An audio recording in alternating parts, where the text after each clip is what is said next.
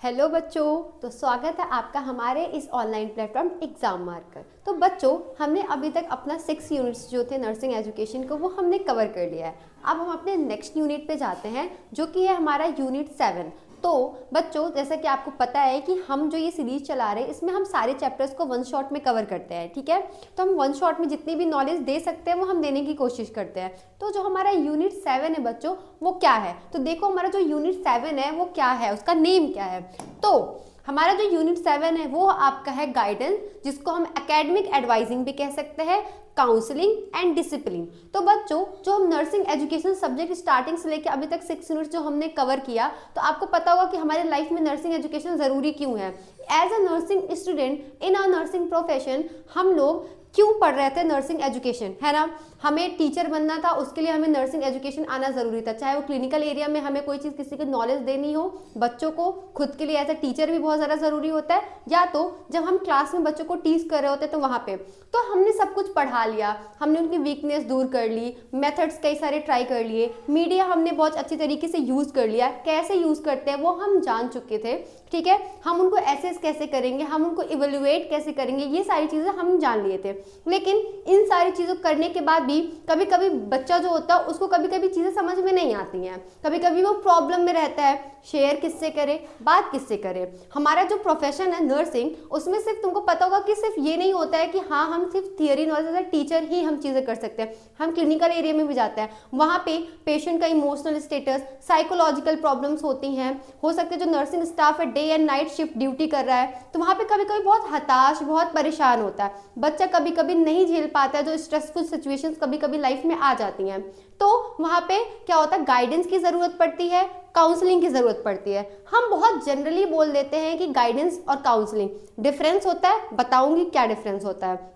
Nursing education में जैसे कि मैंने कहा कि प्रैक्टिकल नॉलेज हम वहाँ पे डेवलप कर रहे होते हैं, ठीक है। जो हम नर्सिंग प्रोफेशन में प्रैक्टिकल नॉलेज हम क्लिनिकल एरिया में जाके करते हैं, तो अब एग्जांपल अगर ले कि गाइडेंस और काउंसलिंग की ज़रूरत क्या है, तो ऐसे पहले जनरल से एग्जांपल लो कि समझो कि गाइडेंस क्या है, काउंसलिंग क्या है। तो अगर हम गाइडेंस की बात करें, कोई बच्चा है जब फर्स्ट टाइम कोई एडमिशन लेता है, कभी कभी बहुत सारे बच्चों को नीट का होता है कि हम नीट का एग्जाम देंगे और हम डॉक्टर बनेंगे, बट सम सर्कमस्टांसेस में क्या होता है कि उसको नर्सिंग चूज करना पड़ता है। उसको नहीं पता होता है कि नर्सिंग के क्या स्कोप्स हैं, कैसे क्या होता है, इसमें आगे चल के वो क्या करने वाला है, क्या नहीं कर रहा। जब हम फर्स्ट टाइम स्कूल जाते, कॉलेज ज्वाइन करते हैं अपना, तो वहाँ पे क्या होता है, टीचर हमें स्कोप्स के बारे में बताते हैं, है ना, कि आगे चल के क्या है, अदर डिग्री से नर्सिंग प्रोफेशन या नर्सिंग जो हम पढ़ रहे हैं वो कितना अच्छा है। तो वहाँ पे टीचर हमें गाइड करता है, हमें इन्फॉर्मेशन देता है। तो गाइडेंस हमें कोई भी देता है जो हमसे ज़्यादा, मतलब जिसको हमसे ज़्यादा नॉलेज हो, कोई भी इंसान या किसी पर्टिकुलर चीज़ में किसी इंसान को ज़्यादा एक्सपीरियंस है, तो वो हमें गाइडेंस दे सकता है, वो किसी चीज़ से भी रिलेटेड हो सकता है। बट अगर हम वही काउंसलिंग की बात करें, तो काउंसलिंग हमें कोई भी नहीं दे सकता है। काउंसलिंग जो होता है वो एक स्पेशल पर्सन देता है, जिसके पास एक स्पेशल नॉलेज होती है, डिग्री होती है, वही इंसान हमें काउंसलिंग देता है। जो इन जनरल गाइडेंस हम बहुत सारी चीज़ों में लेते हैं कि हमें कौन सा प्रोफेशन चूज करना है, कोई इन्फॉर्मेशन हमें किस तरीके से डिलीवर करनी है, किस तरीके से रहना, क्या अच्छा है क्या बुरा है, तो उसमें इंसान गाइड कर सकता है हमें, ठीक है। लेकिन काउंसलिंग हमारे इमोशनल साइकोलॉजिकल चीज़ों को सही करने के लिए इंसान जो डॉक्टर होते हैं या जो प्रोफेशनल्स होते हैं इस चीज़ को देने के लिए, वो हमें बताते हैं। तो हम नर्सिंग एजुकेशन में ये चीज़ पढ़ने जा रहे हैं, तो गाइडेंस और काउंसलिंग हमें क्यों चाहिए, ये चीज़ है। और डिसिप्लिन क्यों ज़रूरी है हमारा, वो हम जानेंगे, और आगे जाके हम रिड्रेसल सिस्टम भी पढ़ेंगे कि क्या होता है। तो चलो हम अपना जो ये चैप्टर है इसको हम शुरू करते हैं। बच्चों, चैप्टर को पढ़ना, ठीक है, मैं बहुत सुपरफिशियल तो नहीं बोलूँगी, चीज़ें मैं सफिशिएंट नोट्स है इसमें, आप अगर देखोगे तो आपको समझ में आएंगी चीज़ें, मैं एग्जांपल देके समझाने की कोशिश करूँगी, ठीक है। आप लोग को कोई भी क्वेरी होती है, आप लोग बहुत अच्छे कमेंट्स करते हो, आप कुछ भी डाउट होता है आप लोग, तो मुझे अच्छा लगता है, तो प्लीज़ कमेंट्स करना। कोई डाउट होता है तो उसको पूछो, मैं पूरी कोशिश करूँगी कि मैं उसको सॉल्व कर पाऊँ। तो चलो हम अपना जो चैप्टर है उसको इनिशिएट करते हैं। तो बच्चों, सबसे पहले हम ये हमेशा देखते हैं कि आईएनसी के अंदर जो हमारा सिलेबस है उसी को हम कवर करते हैं, क्योंकि मेनली हमें थियरी एग्जाम देना ही है।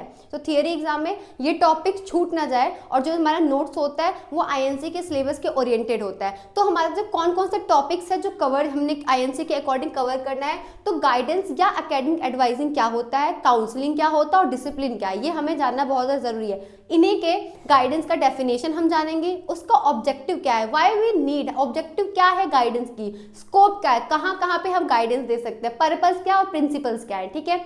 Just role of academic advisor या फैकल्टी इन गाइडेंस काउंसलिंग, जो हमारे एकेडमिक एडवाइजर है, ये जो हमारे टीचर्स, उनका क्या रोल होता है किसी बच्चे को गाइडेंस या काउंसलिंग देने के लिए, ठीक है। डिफरेंस क्या होता है गाइडेंस और काउंसलिंग में, जो कि बहुत ज्यादा इंपॉर्टेंट है, मुझे तो लगता है कि कभी ना कभी ये पूछ ही लेता है, और ये अगर आप ये वाला टॉपिक जान गए तो आई थिंक आप मैक्सिमम चीजें में डिफ्रेंशिएट कर पाओगे, ठीक है।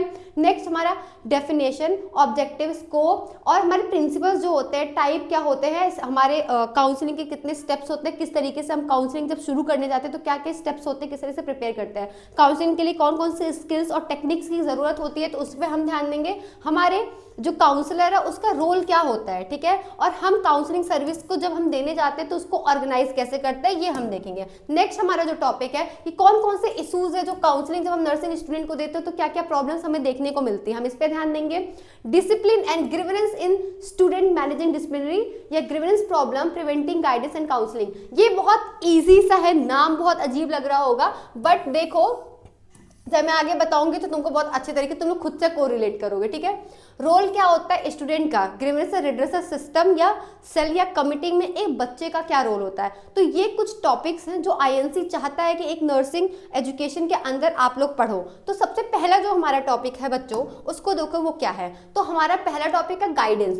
तो बच्चों इन जनरल अगर हम गाइडेंस की बात करें बच्चों, तो गाइडेंस में हमारा क्या होता है कि जब हम किसी इंसान को कोई प्रॉब्लम होती है, उसको नहीं समझ में आता कि उसको अपने लाइफ में क्या डायरेक्शन लेने हैं, अगर हमें किसी इंसान को कोई इन्फॉर्मेशन देनी हो तो उसको समझ में नहीं आ रहा है कि क्या है, तो उसको इन्फॉर्मेशन देख के हम उसकी हेल्प करते हैं। वो किसी ऐसे सिचुएशन में फंसा हुआ है जहाँ उसको समझ में नहीं आ रहा है कि उसको क्या करना है क्या नहीं करना है, तो वहाँ पे आप छोटी सी जो हेल्प करते हो वो आपका गाइडेंस होता है, ठीक है। अब हम प्रॉपर तरीके से देखते हैं कि इसका डेफिनेशन क्या है। तो देखो गाइडेंस क्या होता है, गाइडेंस एक ऐसा प्रोसेस होता है जिसमें, क्या प्रोसेस क्यों बोला, क्योंकि इसमें आप कई सारी इन्फॉर्मेशन अगले इंसान से कलेक्ट करते हो, उसको एनालाइज करते हो, फिर उसको सोल्यूशन देते हो, तो इसलिए ये एक प्रोसेस होता है जिसमें क्या करता है, टेक्निक यूज करते हैं through which a person is able to receive help, जिसमें इंसान क्या करता है, हेल्प रिसीव करता है, क्या आपने उसकी पर्सनल और जो अदर प्रॉब्लम है उसको सॉल्व करने में, ठीक है, ये चीज कर रहा है। तो क्या होता है गाइडेंस एक process and technique through which a person is able to receive what, receive help receive needed in solving his personal and other problem. अब वो कोई भी प्रॉब्लम हो सकती है, ठीक है, मान लो कोई नर्सिंग का स्टूडेंट है या कोई जनरल सा स्टूडेंट है, 12th के बाद बायोलॉजी उसने लिया था और उसको समझ में नहीं आ रहा है कि उसको जीएनएम करना चाहिए कि बीएससी नर्सिंग करना चाहिए। ऐसा गाइडेंस हो सकता है उसके घर में कोई हो जिसने नर्सिंग किया हो या उसके घर में कोई जिसने जीएनएम किया हो, तो वो बताएगा उसको कि जीएनएम से नर्सिंग किस तरीके थोड़ा बेटर अच्छा है ना, क्योंकि डिग्री कोर्स और डिप्लोमा कोर्स में डिफरेंसेस तो है, तो वो बताएगा कि इसकी स्कोप्स क्या है, क्यों ये अच्छा है। तो ये कहीं ना कहीं गाइड था, उसको पर्सनल वो चूज नहीं कर पा रहा था। अदर प्रॉब्लम हो सकता है कि वो किसी प्रोफेशन में और उसको बहुत ज़्यादा प्रॉब्लम हो रही है, बहुत ज़्यादा स्ट्रेस है उसको लाइफ का लेके, तो वहाँ पे उसके जो फ्रेंड्स हो सकते हैं या उसका कोई भी साथी होता है या टीचर वहाँ पे आके उसको मतलब बताएगा कि क्या प्रॉब्लम है और उसको सोल्यूशन देगा, तो वो एक तरह का गाइडेंस होता है। तो उसको पर्सनल या कोई अदर प्रॉब्लम है उसको देखते हुए उसको सोल्यूशन देना, दैट वॉज योर गाइडेंस, ठीक है। नेक्स्ट देखो क्या कर रहा है, सेम चीज़ें ही करेगा, घुमा फिरा के सेम चीज़ें ही बताते हैं हर, तो इसमें भी यही चीज़ें थे कि क्या होता है गाइडेंस एक ऐसा प्रोसेस होता है, guidance is a process of helping every individual through his own effort. हम इसमें क्या करते हैं, ये कह रहा है कि एक ऐसा प्रोसेस होता है जिसमें एक इंसान वो खुद के एफर्ट्स लगा के चीजों को सॉल्व करने की कोशिश करता है, ठीक है, डिस्कवर करता है खुद की पोटेंशियल कि उसकी पर्सनल हैप्पीनेस किस चीज़ में है और अपने तरीकों मतलब अपनी प्रॉब्लम्स को दूर करके वो सोशल यूजफुलनेस मतलब सोसाइटी के लिए किस तरीके से अपना योगदान दे सकता है। तो हम चीज़ें क्या कर रहे हैं, वहाँ पे उसकी हेल्प कर रहे हैं प्रॉब्लम को सॉल्व करने के लिए, ठीक है। नेक्स्ट तुम्हारा ये जो दो तुम्हारे डेफिनेशन है ये ईजी भी है और अंडरस्टैंडिंग में तुम समझ सकते हो बहुत ईजिली, ठीक है। नेक्स्ट मैंने दो डेफिनेशन और दिए हुए हैं, देखने में बहुत घौच पौच लग रहा है बट ये दो डेफिनेशन ये ब्रॉड है, ये तुम्हारे एग्जाम पर्पस से तुम अगर चाहो तो लिख सकते हो। इसमें क्या था कि guidance is a process of enabling each individual to understand his abilities and interest to develop them as well as possible and to relate them to life goal and finally to reach a state of complete and mature self guidance as a desirable human element of the social order। देखो इसमें क्या होता है, एक ऐसा process जिसमें इंसान के अंदर की जो एबिलिटी होती है या उसका जो इंटरेस्ट होता है उसको डेवलप करते हैं ताकि वो उसके लाइफ में जो प्रॉब्लम्स हैं वो उसको खुद सेल्फ गाइड कर सके, ठीक है, उसको सॉल्व करके वो सोसाइटी के काम आ सके, अपनी कैपेबिलिटीज को, अपनी एबिलिटीज को बढ़ा सके। तो ये शॉर्ट में इसका कहने का मतलब दिया किसने था, ट्रैक्सलर ने दिया था। किसने दिया था, ट्रैक्सलर ने दिया था। सेम बच्चों अगर देखें according to national vocational guidance association, ये यूएसए का एक था, इन्होंने क्या कहा था कि guidance is the process of helping a person.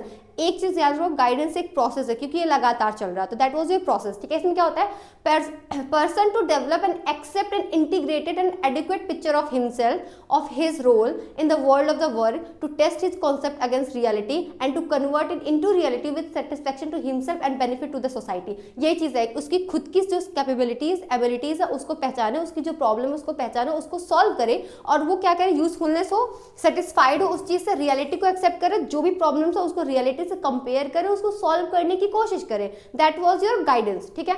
आगे देखो क्या कह रहा है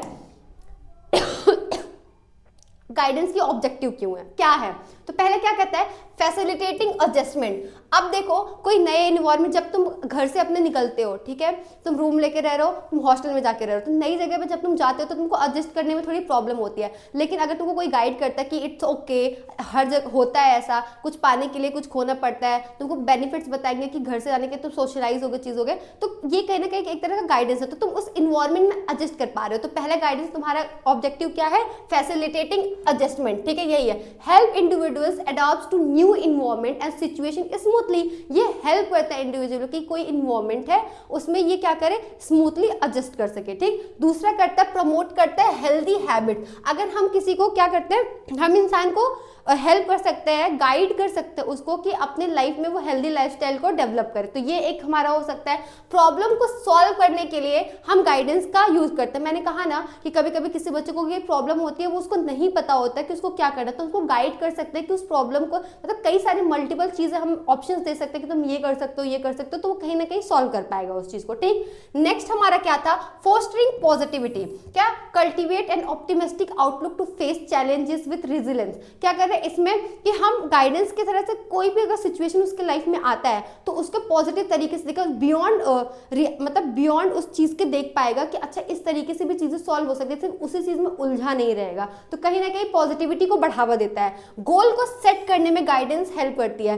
मैंने कहा कि उसको प्रॉब्लम है, उसको नहीं पता कि उसको क्या करना है, लेकिन अगर आपने गाइड किया तो वो गोल को चूज कर पाएगा, तो कहीं ना कहीं गोल सेटिंग में भी वो हेल्प कर रहा है। नेक्स्ट अगर देखो, सेल्फ अंडरस्टैंडिंग, ठीक है, अगर तुम किसी को गाइड करते हो तो वो खुद को भी समझ पाएगा। कहीं ना कहीं गाइडेंस का ऑब्जेक्टिव ये होता है कि अगर आप किसी इंसान को गाइड करते हो तो वो खुद को भी समझ पाए, तो ये क्या है, इसके कुछ गाइडेंस के क्या है तुम्हारे ऑब्जेक्टिव है, ठीक है। अब देखो हम किसमें गाइडेंस दे सकते हैं, तो बच्चों हम किसमें गाइडेंस, सबसे पहला हमारा एजुकेशनल। मैंने कहा किसी बच्चे को मतलब किसी सब्जेक्ट से रिलेटेड कोई प्रॉब्लम है तो उसमें आप गाइड कर सकते हो। दूसरा हमारा होता है वोकेशनल, किसी बच्चे को किसी करियर में, किस करियर में उसको जाना चाहिए या उसमें और अच्छा कैसे कर सकता है, तो इस चीज से रिगार्डिंग हम गाइडेंस दे सकते हैं। तो पहला हमारा क्या था, एजुकेशनल, क्या था, और दूसरा क्या था हमारा वोकेशनल। थर्ड हमारा पर्सनल, अगर किसी इंसान को, किसी बच्चे को कोई पर्सनल प्रॉब्लम है, ठीक है, हो सकता है वो बोल नहीं पा रहा है या चीजें नहीं कर पा रहा है, वो उसके अंदर हेजिटेशंस हैं, ठीक है, या उसको शाइनेस होती है कि मैं क्लास में खड़े होकर कैसे बोलूंगा, तो एज अ टीचर वहां पे आप क्या करोगे, आप बच्चों को बोलोगे, उसको मतलब एनकरेज करोगे, उसको गाइड करोगे कि ऐसा कुछ नहीं होता है, आपको करना है। या हो सकता है आप ही की क्लास का बच्चा हो तो आप क्या करोगे, आप उससे डायरेक्ट कांटेक्ट कर सकते हो। कोई चीज़ अगर क्लास में आप पढ़ा रहे हो तो उस बच्चे को टाइम दो थोड़ा सा कि वो स्टैंड हो, बोले, उससे आप क्वेश्चन पूछो, एम्बैरस होने से बचाओ। तो कहीं ना कहीं पर्सनल गाइडेंस की भी जरूरत है, वहाँ भी एक स्कोप होता है कि पर्सनल गाइडेंस सिर्फ स्टूडेंट के बिहाफ में हम देख रहे हैं, लेकिन ओवरऑल में इंसानों को पर्सनल प्रॉब्लम होती है तो वहाँ पे भी गाइडेंस की जरूरत होती है, ठीक है। तो थर्ड हमारा क्या था हमारा पर्सनल। सोशल में देखो हम यहाँ पे ये सोशल में किस तरीके से हमारा गाइडेंस है, आईपीआर बनाने में, क्योंकि आईपीआर बनाओगे और कम्युनिकेशन स्किल अपनी डेवलप करोगे तो यहाँ पे भी आप गाइडेंस का बहुत बड़ा स्कोप होता है कि हम सोशल भी गाइडेंस दे सकते हैं सोसाइटी में, हेल्थ से रिलेटेड हम गाइडेंस दे सकते हैं कि किस तरीके से डाइट आपको रखनी है, मेडिकेशंस किस तरीके से लेने, काफ़ी चीज़ें होती हैं, हेल्थ इश्यूज से कैसे बचना है आपको, कि आपको हेल्दी लाइफस्टाइल कैसे रखनी, योगा करनी चाहिए, हेल्थ एजुकेशन आप देते हो तो कहीं ना कहीं गाइड कर रहे हो तक कि अगर आपको ये प्रॉब्लम है तो आप ये चीज़ करो तो आपको उस प्रॉब्लम से बच सकते हो, तो कहीं ना कहीं आपने गाइड किया, तो ये हो गया आपका, ठीक है। फाइनेंशियल हम मैनेज करना भी सिखा सकते हैं कि आपको एक्सपेंसेस कहाँ करने हैं कहाँ नहीं करना है, तो ये आपका क्या हो गया फाइनेंशियल। तो ये आपका क्या हो गया स्कोप हो गया। आप एजुकेशन, अगर एजुकेशनल चीज़ों में आप किसी को गाइड कर सकते हो, वोकेशनल में दे सकते हो, पर्सनल प्रॉब्लम अगर किसी को वहाँ पे दे सकते हो, फाइनेंशियल, सोशल, हेल्थ, ये आपका क्या होता है स्कोप्स होते हैं, ठीक है। समझ आया? नहीं आएगा तो तुम लोग क्या करोगे, कमेंट करोगे, ठीक है। तुम लोग सोच रहे होगे ना मैम कितनी जल्दी पढ़ा रही हैं, भाग रही हैं ऐसे स्पीड से, मुझे भी लग रहा है यार आराम से पढ़ाऊंगी, क्या करूं मैं। तुम ही लोग तो मैम नेक्स्ट चैप्टर्स पढ़ा दीजिए कर रहे थे, तो बस वही चीज़ हो गया है। मैम थोड़ा लेट आई ना तो मैम को जल्दी खत्म करना है। तो देखो पर्पस क्या है, अब आप किसी को गाइडेंस देने जा रहे हो तो उसका पर्पस क्या होता है। सबसे पहले पर्पस होता है कि आप क्या करते हो, इन्फॉर्मेशन एंड सपोर्ट। आप क्या करोगे, उस पर्सन को इन्फॉर्मेशन देते हो, ठीक है। इन्फॉर्मेशन लोगे और उसको इन्फॉर्म करोगे, पहला पर्पस, ठीक है। उसको जो ज़रूरत है उसको सॉल्व करोगे। करियर में गाइड कर सकते हो, इसका ये पर्पस होता है कि किसी को नहीं समझ में आ रहा है कि कौन सा सब्जेक्ट चुने, मतलब जैसे कि तुम लोग 10th के बाद होता है कि मैथ्स लेना कि बायो लेना है, तो कहीं ना कहीं आप उस चीज़ में भी हेल्प करो, ठीक है। एडजस्टमेंट सपोर्ट, आप एडजस्ट करने किस तरीके से एडजस्टमेंट में, मैंने कहा ना न्यू लाइफ में या न्यू इन्वायरमेंट में जाता है तो इंसान वहाँ पे एडजस्ट नहीं करता, तो इसका पर्पस होता है कि अगर हम गाइडेंस देंगे तो वो इंसान उस चीज़ में एडजस्ट कर पाए, तो ये आपका एक पर्पस होता है। आपका पर्पस ये होता है कि इंसान इन्वायरमेंटली अडॉप्ट कर पाए, सेम वही चीज़ है। इंडिपेंडेंस प्रमोशन, ठीक है। फिर क्या क्या रिसोर्स जो है उसको यूज़ किस तरीके से करना है, इसके लिए आप, इसका पर्पस है कि अगर हम गाइड करेंगे तो किस तरह से रिसोर्स को यूज़ करना है ये इंसान जान पाएगा। पर्सनालिटी की ग्रोथ होगी क्योंकि उसको चीज़ें ईजी टू अंडरस्टैंड होंगी, ईजी टू उसको पता होगा कि उसका गोल क्या है, तो इस चीज़ का पर्सनल ग्रोथ होगा। और होलिस्टिक डेवलपमेंट, मतलब ओवरऑल डेवलपमेंट उसका इजीली होगा। ये क्या थे तुम्हारे गाइडेंस के, क्या थे पर्पस थे, क्या पर्पस था तुम्हारा, सेम पीछे जो चीज़ें थी ना वही चीज़ें हैं। और तुम देखना पूरे चैप्टर में घुमा फिरा के यही चीज़ें आएंगी, यही होता है। हम कंफ्यूज होते हैं क्योंकि वो चीज़ें इधर उधर होती हैं, बट तुम स्लाइड देखोगे ना तो तुमको समझ में आएंगी कि चीज़ें वही हैं, बस क्या है language according to guidance and counselling, और जो लोग हैं जो दे रहे हैं इसमें बट डिफरेंस है तुम्हारा, ठीक है। ये चीज़ है। तो देखो ये तुम्हारा क्या था, पर्पस ऑफ गाइडेंस हो गया। नेक्स्ट अगर तुम देखो कि प्रिंसिपल क्या होता है गाइडेंस का, तो प्रिंसिपल ये होता है, गाइडेंस कहता है कि देखो भैया हर बच्चा एक जैसा तो होता नहीं है, तो हम हर इंसान को, अगर सेम ही प्रॉब्लम है तो हम हर एक इंसान को सेम सोल्यूशन नहीं दे सकते हैं। किसी की अंडरस्टैंडिंग कैपेबिलिटी कुछ है, किसी का इमोशनल स्टेटस कुछ है, किसी को कोई चीज़ ग्रेप करने की चीज़ें बहुत अलग है। तो हमें ये ध्यान, इसका प्रिंसिपल ये कहता है कि हमें ध्यान देना है कि हर इंसान अलग है, तो हमें उस चीज़ की रिस्पेक्ट करनी है। पहला प्रिंसिपल तुम्हारा ये हो गया, क्या था, इंडिविजुअल डिफरेंसेस, ठीक। वही चीज़ें यहाँ पे दिया है, रिस्पेक्ट करना अपना, हर एक बच्चा यूनिक होता है या हर एक इंसान यूनिक होता है। पोटेंशियल डेवलपमेंट, क्या, acknowledge that ability can be nurtured and developed through support and practice. आपको इस चीज़ का हमेशा ध्यान है कि अगर आप किसी की हेल्प करते हो, किसी को ये चीज़ बता रहे हो, तो उसके पास इतनी एबिलिटी होती है कि वो नई चीज़ें सीखेगा, तो इस चीज़ की आपको रिस्पेक्ट करनी है, ठीक है। आपको डेवलप करनी है पोटेंशियलिटीज़ कि इंसान आगे क्या करे या बच्चा आगे क्या करे, उस चीज़ को खुद से सॉल्व करने की कोशिश कर पाए, ये चीज़। नीड फॉर असिस्टेंस, ठीक है, इसका प्रिंसिपल है need for understand the individual में require assistance in resolving personal issue और चैलेंजेस। इस चीज़ का ध्यान देना है कि हो सकता है जब उसको आप गाइडेंस दे रहे हो तो उसको किसी असिस्टेंट की जरूरत है, और इस चीज़ की आपको रिस्पेक्ट करनी है, ये इसका प्रिंसिपल होता है। तो पहला है कि आप कोई भी इंडिविजुअल को, वो यूनिक होता है तो रिस्पेक्ट करना है, आप उसके अंदर सेल्फ एबिलिटीज़ को डेवलप करोगे, सपोर्ट करोगे उसको कि वो चीज़ें सॉल्व कर पाए। हो सकता है उसको किसी असिस्टेंट की जरूरत करे अपने पर्सनल प्रॉब्लम्स को सॉल्व करने के लिए। तो ये आपके कुछ प्रिंसिपल्स होते हैं, आपको खुद ही जबरदस्ती नहीं करता, हो सकता है उसको किसी की नीड हो तो उसकी रिस्पेक्ट करनी है आपको, ठीक है। अब देखो वो जनरल था, अब देखो कुछ प्रिंसिपल्स थे जो जोन्स ने दी थी, इन्होंने वही चीज है कि individual differences, potential development, need for assistance. पीछे मुझे लगता है स्लाइड में थोड़ी सी मिसलीड हुई है, मैं ध्यान नहीं दी हूँ, ठीक है। और आपका सेल्फ गाइडेंस, तुमको एनकरेज करना है। तुम्हारे पास कोई आया, बच्चा आया कि यार मुझे कौन सी स्ट्रीम लेनी चाहिए, बायो लेनी चाहिए कि मैथ्स लेनी चाहिए, तो तुम्हें यही नहीं बताना कि तुम मैथ ले लो, ऐसे नहीं। तुम बात करो उससे, उससे इन्फॉर्मेशन निकालो। क्या पता जब तुम बात करते करते जाओ तुमको कुछ ऐसी चीजें पता जिससे तुम्हें खुद पता चल जाए कि उस बच्चे का इंटरेस्ट इसमें है, बस वो कंफ्यूज हो रहा है, तो उसको इतना ज्यादा वो करो कि खुद वो डिसीजन ले ले। तो ये चीज कहते हैं प्रिंसिपल कि तुम बच्चों को सेल्फ गाइडेंस के लिए प्रिपेयर करो, ठीक है।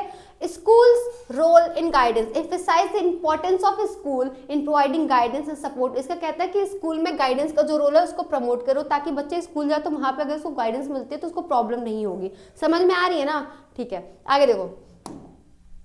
अब देखो, वो तो तुम्हारे जोन्स ने दिया था। अब क्रो एंड क्रो ने क्या दिया था कि जब भी कोई गाइडेंस देगा तो स्किल्ड प्रोफेशनल्स देने चाहिए, इनका कहना था। इनका कहना था कि गाइडेंस हमें इसमें जब भी किसी को गाइडेंस दे तो उसमें टीचर और पेरेंट्स दोनों का इन्वॉल्वमेंट जरूरी होता है, कि अगर दोनों मिलके बच्चे की गाइडेंस देते हैं तो कहीं ना कहीं बहुत ज्यादा बच्चे का क्या होगा, डेवलपमेंट होगा और ग्रोथ होगा, ठीक है। अब देखो, यूनिवर्सल एसेस गाइडेंस ये नहीं है कि घर में मतलब स्कूल जा रहा है तो वहीं पे कहीं भी बच्चा हो उसको गाइडेंस मिलनी चाहिए। मतलब ऐसा गाइडेंस का आप बनाओ कि मतलब कि बच्चे को मिले। इसका प्रिंसिपल कि यूनिवर्सल एसेसिबल होना चाहिए, ठीक है। ट्रेनिंग पर्सनल्स क्या कह रहा है, provide adequate training and professional development opportunities for guidance personal to enhance their effectiveness. क्या करना है, किसी पर्सन को इतनी ट्रेनिंग और प्रोफेशनलिज्म मतलब सिखाओ कि किस तरीके से बच्चे को गाइड करना है, अगर आपको गाइडेंस देने की जरूरत पड़ती है तो ये चीजें हैं। ये क्रो एंड क्रो ने दिया था, ठीक है। उनका ये था, वो तो दिया। आगे इनका था कि फ्लेक्सिबल, जब भी आप गाइडेंस किसी को प्रोवाइड करने जाओ तो एकदम रिजिड होके नहीं जाओ कि मैंने सोच लिया है कि बच्चे को यही चीज करनी है तो यही चीज करनी, नहीं, फ्लेक्सिबिलिटी होनी चाहिए। हो सकता है बच्चा आपके पास आया, कोई प्रॉब्लम लेके आया, उसको कोई इन्फॉर्मेशन आपको चाहिए थी, तो आप उतनी ही में नहीं सोचोगे। आप जब उससे बात करो तो हो सकता है और भी चीजें हो, तो फ्लेक्सिबल होना चाहिए बच्चे के टाइम, पेस, उसकी जिस तरीके से चीजें हैं, नीड है, उस हिसाब से आपको क्या करना चाहिए, चेंज करनी चाहिए। कॉम्प्रिहेंसिव अप्रोच मतलब डीप में जाके आप उस प्रॉब्लम को समझो और उसको सॉल्व करने की कोशिश करो, ठीक है। कोलैबोरेशन मैंने कहा कोलैबोरेशन मतलब यहाँ पे तो स्टेक होल्डर मतलब जो लोग साथ में काम कर रहे हैं मिलके, एक लोग नहीं, मतलब कई सारे टीचर्स है उसकी बात कर रहे हैं। मैं अगर जनरल बात करूँ, टीचर्स होते हैं, पेरेंट्स होते हैं, प्रिंसिपल होते हैं, फ्रेंड्स ग्रुप होता है। तो गाइडेंस मैंने ऐसा नहीं कहा कि सिर्फ और सिर्फ मतलब क्या होता है टीचर्स ही दे सकते हैं, मैंने कहा ना कि कोई भी दे सकता था। तो इसमें ये देखना कि कोलैबोरेटिव वे में को क्लैश नहीं होना चाहिए, ऐसी चीज़ों की वो कंफ्यूज ना हो। तो कोलैबोरेटिव वे में गाइडेंस प्रोवाइड करनी है, ये इसका प्रिंसिपल है।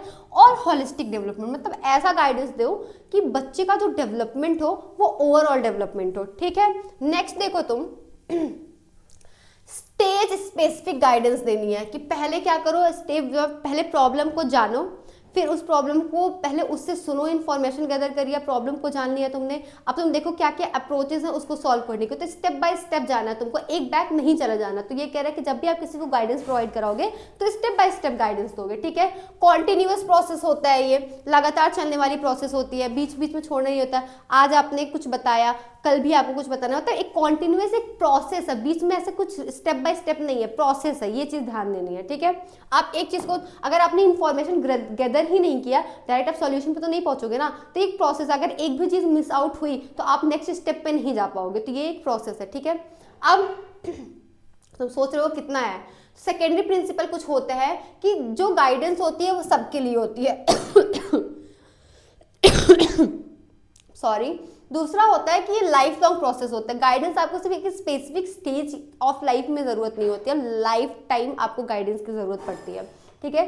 थर्ड, कोऑर्डिनेशन बिटवीन रोल्स, ठीक है। गाइडेंस प्रोफेशनल्स में भी जरूरत होती है तो उसमें भी आपका होता है। नेक्स्ट आपका code of conduct for guidance worker, stabilize ethical guideline and confidentiality. जब भी आप किसी को गाइडेंस दोगे तो कॉन्फिडेंशियलिटी को मेंटेन करनी है और गाइडलाइंस को भी ध्यान में देना है, ठीक है। सेम चीज़ है, होलिस्टिक अप्रोच आपको देनी है, एक्नॉलेज करना है इंटरकनेक्टेडनेस जो लाइफ के एस्पेक्ट हैं कि लाइफ से जो रियलिटी है उससे कनेक्ट करके चीज़ों को बतानी है हमें, ठीक है, ये ध्यान देना।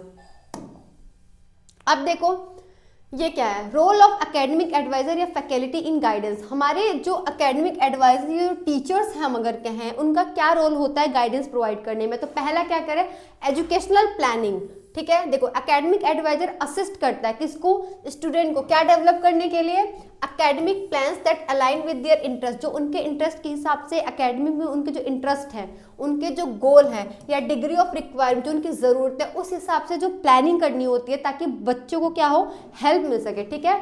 They help student select course, किस तरीके से वो हेल्प करते हैं बच्चों को कि उनको कौन सा कोर्स सेलेक्ट करना चाहिए, उनके मेजर्स क्या है, उनके माइनस क्या है, जो सूट करता है उनके एकेडमिक और करियर एस्पिरेशन से। तो कैसे होता है एजुकेशनल प्लानिंग में, वो उनका इंटरेस्ट क्या है, ठीक है, गोल क्या है, उनको कितनी चीज़ें समझ में आती है, उस हिसाब को देखने जानने के बाद जो टीचर होता है या फैकल्टी या एडवाइजर होता है वो आगे चल के उसको बता सकता है कि तुम्हारा इंटरेस्ट क्या है, तुमको क्या करना है क्या नहीं करना, उसके मेजर्स क्या है, उसके माइनस क्या है, मतलब अच्छा क्या कर रहा है, किस चीज़ में वीक है, ये सारी चीज़ें जानने के बाद उसको गाइड कर रहा है। तो ये एजुकेशनल प्लानिंग में हेल्प करता है तुम्हारा कौन, टीचर। दूसरा, क्लैरिफाइंग एकेडमिक पॉलिसीज, एकेडमिक की जितनी भी पॉलिसीज होती हैं वो बच्चे को समझाने में हमारा जो एडवाइजरी रोल होता है, फैकल्टी का जो रोल है वो होता है, ठीक है। प्रोवाइडिंग इंफॉर्मेशन एंड रिसोर्सेज, ठीक है। अब सिर्फ गाइड करने से तो चीज़ें नहीं होंगी, जब आप गाइड कर रहे हो तो उसको जिन चीज़ों की, जिन रिसोर्सेज की डेवलप मतलब ज़रूरत पड़ रही है वो वो सारी चीज़ें क्या करोगे, आप बच्चों को प्रोवाइड कराओगे। तो ये एक रोल होता है। क्या आप जब भी बच्चों को गाइड करो तो पहले गाइडेंस का रोल क्या होता है कि आप एजुकेशनल प्लानिंग करते हो, क्लैरिफाई करते हो एकेडमिक की पॉलिसी, प्रोवाइड करते हो इंफॉर्मेशन एंड रिसोर्सेज, ठीक है, कि उसको किस किस चीज़ों की एक कैंपस में ज़रूरत पड़ सकती है। लाइब्रेरी होगी, ट्यूटर देने की बात होगी, राइटिंग सेंटर्स हो गए तुम्हारे, ठीक है, इन सारी चीज़ों की जो ज़रूरत पड़ती है वो चीज़। जैसे कि इसमें दिया प्रोवाइडिंग इंफॉर्मेशन एंड रिसोर्सेज, तो advisors offer information on academic programs, career pathway, internship, study abroad opportunities and campus resources. तो कहीं ना कहीं जो फैकल्टी एडवाइजर है, जो फैकल्टी है, वो किस तरीके से आपको गाइड कर सकता है कि अब्रॉड में क्या क्या अपॉर्चुनिटीज़ हैं, ठीक है, फिर अगर तुम्हें इंटर्नशिप किस तरीके से करनी है, या करियर की क्या क्या नए नए रास्ते हैं कि तुम यहाँ भी जा सकते हो, ये भी कर सकते हो, तुम टीचर भी बन सकते हो, तुम मतलब नॉर्थ सेट दे सकते हो, काफ़ी चीज़ें बताता है। और क्या क्या रिसोर्सेज जो कैंपस में अवेलेबल है इसके बारे में तुम्हारा क्या बताता है, यही बताता है। तो ये 3 रोल तो ये हो गया तुम्हारे एक फैकल्टी का। और जो फैकल्टी है वो गाइडेंस में उसका कैसे रोल होता है, वो देखो, मॉनिटर करता है हमारा एकेडमिक प्रोग्रेस। जब हम किसी कैंपस में जाके पढ़ते हैं तो हमारा टीचर क्या देखता है कि बच्चे का जो प्रोग्रेस है एकेडमिक कितना अच्छा कर रहा है, कितना अच्छा नहीं कर रहा है, इसको क्या करता है, मॉनिटर करता है। तो उस बेसिस पे भी वो हमें गाइड कर सकता है। तो ये एक रोल इसका ये हो गया। सेम चीज़ ये लिखी हुई है कि बच्चे की परफॉर्मेंस देखेंगे, आइडेंटिफाई करेंगे कि बच्चे को कहाँ पे प्रॉब्लम आ रही है, कहाँ पे नहीं, उसको सॉल्व करने की कोशिश करेंगे और बच्चे को हम उस पर ध्यान लेके आएंगे कि देखो बेटा तुमको यहाँ प्रॉब्लम है, इस तरीके से सॉल्व करना है, ठीक। नेक्स्ट देखो, करियर एंड प्रोफेशनल डेवलपमेंट। अब टीचर का जो रोल होता है गाइडेंस में, वो करियर किस तरीके से उसका बनाना है, क्या क्या चीज़ें वो आगे चल के कर सकता है वो चीज़ देखिएगा। और ये भी डेवलप करता है कि उसका प्रोफेशनल डेवलपमेंट कैसे होगा, ठीक है, कि इंटरव्यू स्किल डेवलप करना, कम्युनिकेशन स्किल डेवलप करना। देखो यहाँ पे लिखा रिज्यूम में कैसे लिखता है, इंटरव्यू स्किल कैसे होती है, ग्रेजुएट कैसे कर गए स्कूल से, एप्लीकेशंस किस तरीके सब चीज़ें करनी है। तो कहीं ना कहीं करियर और प्रोफेशनल डेवलपमेंट इसमें भी उनका रोल होता है। पर्सनल एंड इमोशनल सपोर्ट, हो सकता है किसी फैमिली में बहुत ज़्यादा अनबन चल रही है जिसकी वजह से बच्चे को बहुत ज़्यादा प्रॉब्लम, कोई बच्चा बहुत ज़्यादा ब्राइट था but because of family problem या अदर प्रॉब्लम उसको अभी उस तरीके से ध्यान नहीं दे पा रहा, टीचर नोटिस करेगा। तो यहाँ पे भी रोल होता है कि सिर्फ एकेडमिक चीज़ें नहीं देखनी है, उसकी पर्सनल या इमोशनल स्टेटस जो है उसको भी ध्यान देना। तो यहाँ पे भी इसका रोल होता है, किसका, फैकल्टी का, ठीक है। बिल्डिंग रिलेशनशिप, मैंने जब पिछले चैप्टर्स पढ़ाए थे तो मैंने यहाँ तुमको बताया था कि एक बच्चे का और टीचर का रिलेशनशिप फ्रेंडली होना बहुत ज़्यादा ज़रूरी है। इतना भी फ्रेंडली नहीं क्योंकि मतलब कि बाउंड्रीज ही ना रहे। मेरा कहने का मतलब ये था कि अगर आप बच्चे के साथ आईपीआर अच्छा बना के रखते तो बच्चा आपसे अपनी प्रॉब्लम्स को इजिली शेयर करेगा। तो सेम चीज़ वहाँ पे है कि टीचर का रोल होता है कि बच्चे के साथ आईपीआर अच्छा बना के रखे, ताकि अगर बच्चे को कोई प्रॉब्लम होती है तो वो आपके आके क्या कर सके, शेयर कर सके, ठीक है। तो आप ताकि आप उसको गाइडेंस प्रोवाइड करा सको। प्रोफेशनल डेवलपमेंट सेम वही चीज़ है कि प्रोफेशनल अगर आप करते हो, advise engage in ongoing professional development to stay informed about academic trends. आप बच्चे को कैसे कर सकते हो, कैसे कि एकेडमिक ट्रेंड्स अभी प्रेजेंट टाइम में क्या चल रहा है, वर्कशॉप, सेमिनार्स कहाँ पे हो रहा है, कैसे हो रहा है, इन सब चीज़ों के बारे में आप बच्चे को टाइम टू टाइम अवेयर कराओ। ये फैकल्टी का रोल होता है ताकि बच्चे का जो प्रोफेशनल क्या हो, एडवांसमेंट हो सके। तो ये कुछ रोल्स थे, क्या क्या रोल्स थे पीछे स्लाइड से देखो। पहला हमारा जो रोल था वो कह रहा था कि आप जो एक फैकल्टी होता है उसका गाइडेंस में रोल ये होता है कि वो एजुकेशनल प्लानिंग करता है। दूसरा कहता है कि क्लैरिफाई करता है क्या, एकेडमिक की जो पॉलिसीज क्या क्या हैं उसको बच्चों को समझाने में हेल्प करता है। प्रोवाइड करता है इंफॉर्मेशन, ठीक है, और रिसोर्सेज, क्या क्या रिसोर्सेज हमारे यहाँ पे कैंपस में प्रेजेंट है उसके बारे में बताता है, ठीक है। इंफॉर्मेशन प्रोवाइड करता है कि क्या क्या करियर अपॉर्चुनिटीज उस चीज़ से रिगार्डिंग है। फिर मॉनिटर करता है बच्चे की एकेडमिक प्रोग्रेस कितनी ज़्यादा है, प्रोफेशनल एडवांसमेंट और करियर के बारे में बताता है, पर्सनल इमोशनल स्टेटस क्या है, उसकी प्रॉब्लम्स क्या, उसको सॉल्व करने में हेल्प करता है। ठीक है, नेक्स्ट अगर आप देखो तो बिल्ड करता है रिलेशनशिप, ताकि प्रॉब्लम बच्चे को आके आपसे शेयर करे और उस चीज़ को आप सॉल्व कर पाओ। ठीक है, प्रोफेशनल डेवलपमेंट भी कराता है कि आपको बताता है कि प्रेजेंट टाइम में नए नए ट्रेंड्स क्या चल रहे हैं। ठीक है, ताकि आप जानो और आप वहाँ पे जाके आप क्या करो, प्रोफेशनल डेवलपमेंट आपका हो सके, क्योंकि आप ऐसे लोगों के बीच में जाओगे जो बहुत ज़्यादा उनके पास नॉलेज है, ठीक है, उनके पास एक्सपीरियंस है, तो आप देखोगे, आप सीखोगे। ये सारे जो रोल्स होते हैं ये आपके फैकल्टी या एडवाइजरी का होता है। ठीक है, आपको इन सब चीज़ों में क्या करते हैं, वो गाइड करते हैं। तो ये चीज़ें इनके रोल्स थे। ठीक, अब नेक्स्ट देखो बच्चों, नेक्स्ट ये हमारे जो टॉपिक है क्या है, difference between guidance and counselling. बहुत इंपॉर्टेंट है, ध्यान देना, क्योंकि हो सकता है ये 5 मार्क्स में नहीं तो 2 मार्क्स में पूछ सकता है। तो देखो क्या होता है हमारा गाइडेंस, क्या होता है हमारा काउंसलिंग।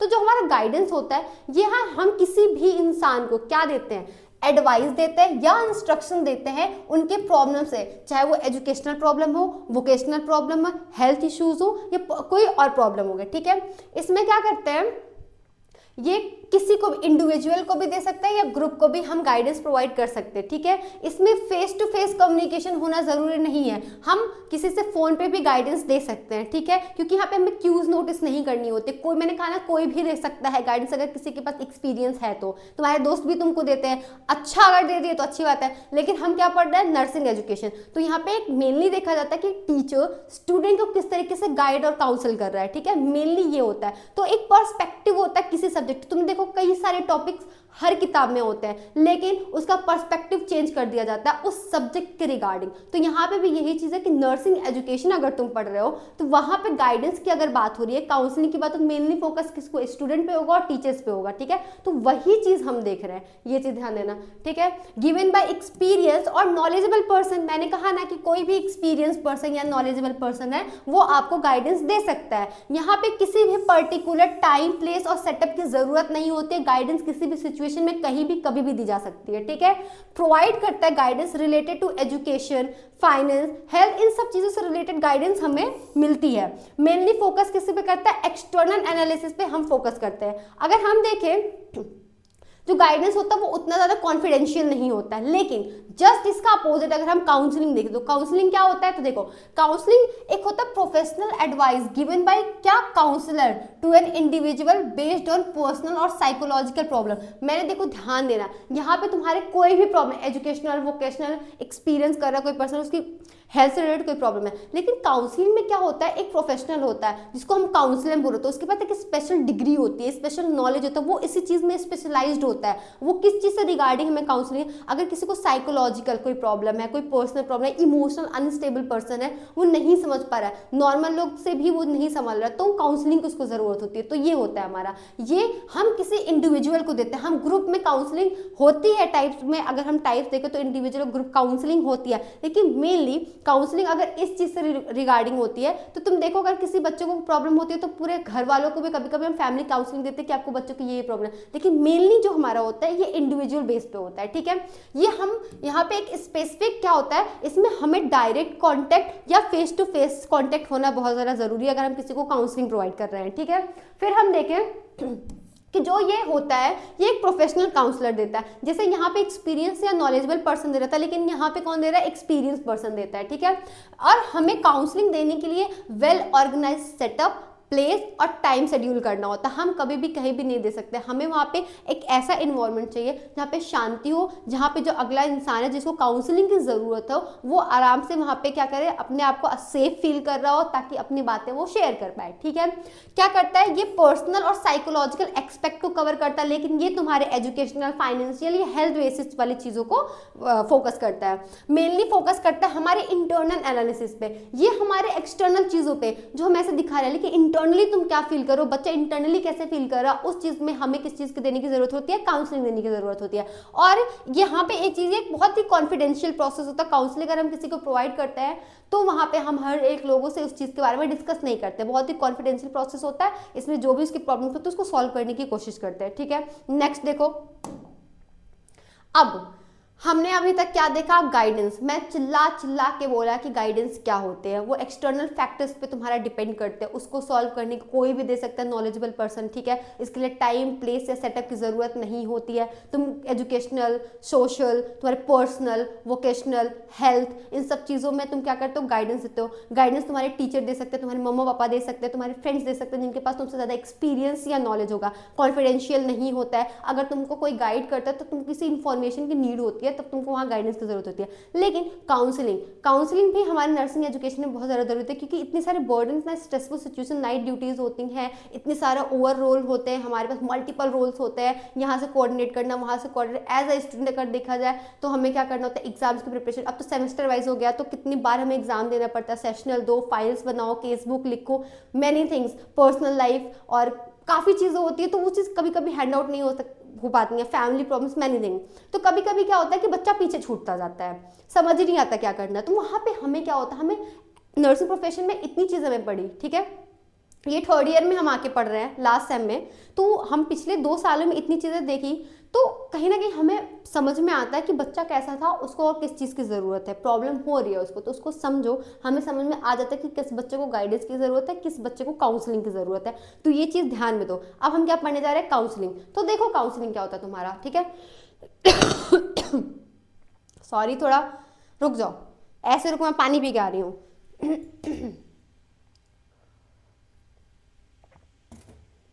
देखो, जैसे तुम्हारा काउंसलिंग क्या होता है, तो काउंसलिंग मैंने तुमको भी बताया कि प्रोफेशनल देते हैं जिनके पास नॉलेज होती है, इसी चीज़ में स्पेशलाइज्ड होते हैं, और जो तुम्हारे इंटरनल प्रॉब्लम्स होते हैं, ठीक है, उससे रिगार्डिंग देते हैं। तो डेफिनेशन क्या था इसका, देखो, counselling is the application of mental health, जहाँ पे तुम मेंटल हेल्थ को अप्लाई करते हो, साइकोलॉजिकल या human development principle through cognitive, affective, behaviour और systematic intervention strategies that address wellness, personal growth, career development as well as pathology. देखो, तुमको इंटरनली जो भी प्रॉब्लम्स हैं, देखो यहाँ पे मेंटल हेल्थ, जब तुम मेंटल हेल्थ नर्सिंग पढ़ रहे हो, मेरा कहने का मतलब है, तो उसमें तुमने देखा होगा कि क्या होता है, जब मेंटल हेल्थ की बात होती है तो उसमें हर जगह तुमको काउंसलिंग की कि हम काउंसलिंग देंगे, था ना।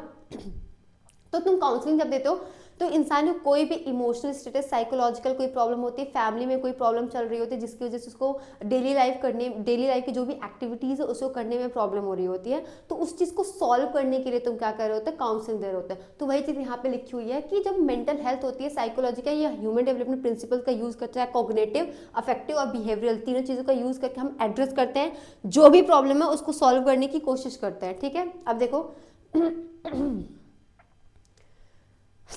It is a definitely structured permissive relationship which जो अलाउ करता है क्लाइंट को to gain an understanding of himself, खुद के बारे में जान सके, to a degree which enable, इस डिग्री तक इतना जान सके, to him to take a new positive step in light of his new orientation. हम इंसान को इसमें क्या करते हैं, हम अलाउ करते हैं कि वो अपने खुद के बारे में वो अपने आप को जान सके और अपने लाइफ में कोई नई स्टेप ले सके, एकदम फ्रेश स्टार्ट से, नई चीज़ों से, ठीक है, इतना हम उसको बताते हैं।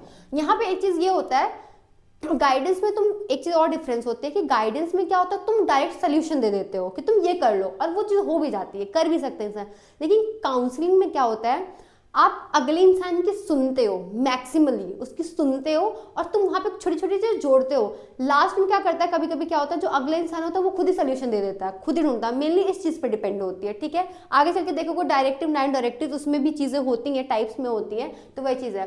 तो देखो क्या होता है, it is a definitely structured permissive, same चीजें हैं। According to Willey Andrew, counselling is a mental learning process which involve one seeking help, किसी को हेल्प की जरूरत होती है, and other professionally trained person, जो प्रोफेशनली ट्रेन्ड पर्सन होता है वो क्या करता है, हेल्प करता है, first to orient and direct him toward the goal, अगले इंसान को जो उसका गोल है उसको उस तरफ डायरेक्ट करता है ताकि उस चीज को क्या कर सके, सॉल्व कर सके, अपने गोल तक पहुंच सके, which lead to his maximum development and growth in his environment, ताकि वो अपने एनवायरनमेंट में मैक्सिमम तरीके से क्या सके, ग्रोथ कर सके और डेवलप कर सके। ठीक है, अब अगला तुम देखो अगर, तो क्या होता है, हमने ऑब्जेक्टिव ऑफ गाइडेंस पढ़ा था, अब यहाँ पे यही चीजें देखो कि ऑब्जेक्टिव ऑफ काउंसलिंग क्या होता है। जब किसी को काउंसलिंग देते हो तो हमें प्रीवियस डेफिनेशन में तो कॉग्निटिव, अफेक्टिव, बिहेवियर या सिचुएशन हमने डेफिनेशन में देखा। तो अगर इन सब चीजों में प्रॉब्लम हो रही है तो आप अगर किसी को काउंसलिंग दे रहे हो तो आपका ऑब्जेक्टिव क्या होगा कि उसकी जो बिहेवियर थी, जो मल अडॉप्टिव बिहेवियर कह सकते हैं हम, है अगर इंसान को किसी भी प्रॉब्लम की जिसकी वजह से उसको काउंसलिंग की जरूरत पड़ रही है, तो हमारा ऑब्जेक्टिव ये होगा कि उस बिहेवियर को हम मतलब क्या करें, चेंज करें एडॉप्टिव बिहेवियर के बेसिस पे। तो हमारा पहला ऑब्जेक्टिव होता है कि बिहेवियरल चेंजेस हम एनकरेज करें, हेल्थियर हैबिट या लाइफस्टाइल चॉइसेस को, या ऐसे बिहेवियर को जो सोशली एक्सेप्टेबल हो। ये ऑब्जेक्टिव होता है हमारा पहला काउंसलिंग का। ठीक है, दूसरा कोपिंग मैकेनिज्म, जो पॉजिटिव कोपिंग मैकेनिज्म होते हैं, क्या होता है उसको डेवलप, किसी भी सिचुएशन में किस तरीके से उसको हैंडल करना है। काउंसलिंग हमारा उसका ऑब्जेक्टिव ये होता है कि इंसान के अंदर हमें उस चीज़ को डेवलप कर पाए कि कोपिंग मैकेनिज्म किस तरीके से यूज़ करना है। जो इंसान है अगर उसको हम काउंसलिंग प्रोवाइड करते हैं तो हमारा ऑब्जेक्टिव ये होता है कि जब इंसान हमारे पास आया था वो डिसीजन नहीं ले पा रहा था अपनी लाइफ का, तो वो डिसीजन मेकिंग कैपेबिलिटी उसके अंदर हम डेवलप कर पाए। ठीक है, नेक्स्ट हमारा क्या होता है, हम गोल अचीवमेंट, जो भी हमारा गोल था या जो भी प्रॉब्लम थी उसको हम आइडेंटिफाई करें, उस बैरियर को दूर करें, और जो हमारा गोल था कि जो हमारा पेशेंट है या जो बच्चा है अगर उसको काउंसलिंग की जरूरत पड़ रही है तो उसको जो हमारा गोल था कि वो ठीक हो जाए, उसको हम अचीव कर पाए। ठीक है, नेक्स्ट जो बच्चा है वो सेल्फ अवेयर हो, एनकरेज करेंगे उसको हम। ठीक है, और उसकी पर्सनल वैल्यूज जो है उसको समझेंगे। ठीक है, पॉजिटिव एटीट्यूड को डेवलप करना हमारा ऑब्जेक्टिव होता है काउंसलिंग में, कि जो इंसान है वो खुद के बारे में पॉजिटिव जो भी थॉट्स हैं उसको ले आए और अपने लाइफ से वो सेटिस्फाइड हो। नेक्स्ट स्किल को डेवलप करेंगे, ताकि वो कोई कम्युनिकेशन स्किल हो गया, अगर वो बात अच्छे से करेगा, बात करना अगर उसको आता है तो वो काफ़ी चीज़ों में, डिप्रेशन या और सारी चीज़ों में नहीं जाएगा, तो इमोशनली अनस्टेबल नहीं होगा, स्ट्रेस से कोप अप कर पाएगा, चीज़ें कर पाएंगे। तो कहीं ना कहीं आपका क्या होता है, स्किल डेवलपमेंट में भी ये ऑब्जेक्ट हमारा होता है काउंसलिंग में कि स्किल को डेवलप कर पाए। अब देखो स्कोप, तो उसमें हमने देखा था सोशल, वोकेशनल, मतलब हेल्थ, काफ़ी चीज़ें। तो इसमें हमारा होता है कि हम जब किसी को काउंसलिंग, पहले स्कोप होता है कि पर्सनल सपोर्ट, किसी इंसान को पर्सनली अगर काउंसलिंग की ज़रूरत होती है उसकी उस चीज़ के लिए हम, ये पहला स्कोप होता है कि किसी को पर्सनल काउंसलिंग हम दे रहे हैं, उससे पर्सनल लाइफ से रिलेटेड। दूसरा गाइडेंस, हम अगर करियर गाइडेंस, ठीक है, ये इसमें भी एक तो होता है गाइडेंस वोकेशनल वाला, लेकिन हम कभी कभी किसी इंसान को बिल्कुल ही समझ नहीं आता तो हमें काउंसलिंग की सीख होती है। करियर को भी, करियर में एक होता है वोकेशनल की करियर क्या चूज करना है तो उसमें हम गाइड करें, लेकिन करियर हम किसी जॉब में ऑलरेडी हैं और वहां पे हमें कोई प्रॉब्लम हो रही है तो वहां पे हमें काउंसलिंग की जरूरत पड़ती है। तो पहला हमारा पर्सनल, हमारी लाइफ में हो सकता है फैमिली से रिगार्डिंग कोई प्रॉब्लम हो रही हो, या हम खुद ही नहीं समझ पा रहे कि हमारे साथ क्या क्या चेंजेस हो, कोई स्ट्रेस हो, कुछ चीजें, तो पर्सनल में अगर करियर में अगर हमारे डेली लाइफ में कुछ चला, जहां हम जॉब कर रहे हैं वहां पे प्रॉब्लम चले तो वहां पे हमें करियर गाइडेंस या करियर काउंसलिंग की जरूरत पड़ती है। ठीक है, नेक्स्ट हमारा बिहेवियरल एडजस्टमेंट, मैंने कहा ना पीछे हमारा ऑब्जेक्टिव होता है कि जो भी मल अडॉप्टिव बिहेवियर है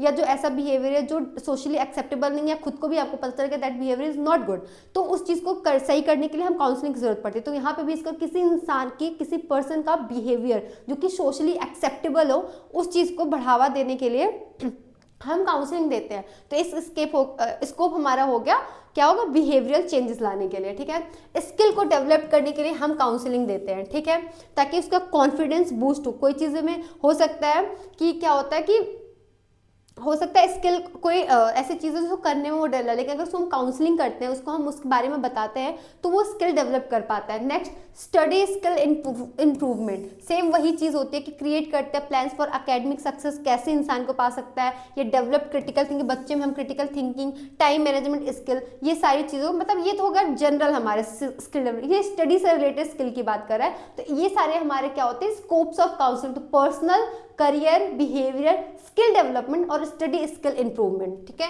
नेक्स्ट देखो अगर तुम बच्चों, तो प्रिंसिपल क्या होता है, देखो वहां पे हमारा क्या था कि हमें इंडिविजुअल के जो डिफरेंसेस होते थे उसको रिस्पेक्ट करना था। ठीक है, हमें हॉलिस्टिक अप्रोच रखनी थी। यहाँ पे भी प्रिंसिपल ऐसे है कि जो भी हमारे पास आएगा एक्सेप्ट करना, जैसा वो है उसको वैसे ही। तो यहाँ पे भी है कि यूनिकनेस का तो ध्यान देना ही देना है, तो हमें उसको उसी तरीके से एक्सेप्ट करना है। तो यही हमारा है कि नॉन जजमेंटल इन्वायरमेंट हमें बनाना है जहाँ पे क्लाइंट की वैल्यू फील हो। ठीक है, और हमको उसको एनकरेज करना है कि आप जैसे हो हम आपको वैसे ही एक्सेप्ट कर रहे हैं, ताकि जो इंसान है उसका क्या हो, सेल्फ एस्टीम जो हो बूस्ट हो सके। ठीक, नेक्स्ट देखो तुम, प्लानिंग, प्लानिंग क्या था, प्रिंसिपल क्या है कि जब भी कोई इंसान आएगा तो आप क्या करो, एक्सेप्ट करोगे। दूसरा प्रिंसिपल क्या है, जब भी आप कभी काउंसलिंग करने जाओगे तो वहाँ पे आपको क्या करते, प्लानिंग करना है कि इंसान आया, आपने उसका इन्फॉर्मेशन गैदर किया, तो जो आपने गोल, उस गोल को किस तरीके से अचीव करोगे। दूसरा प्रिंसिपल का, जब भी आप काउंसलिंग लोगे तो आपके पास प्लान होना ही चाहिए, ठीक। रिस्पेक्ट, कोई भी क्लाइंट आएगा तो उसकी क्या करनी है, आपको रिस्पेक्ट करनी है, उसको जज नहीं करना है, उसका मोरल को डाउन नहीं करना है, ठीक है।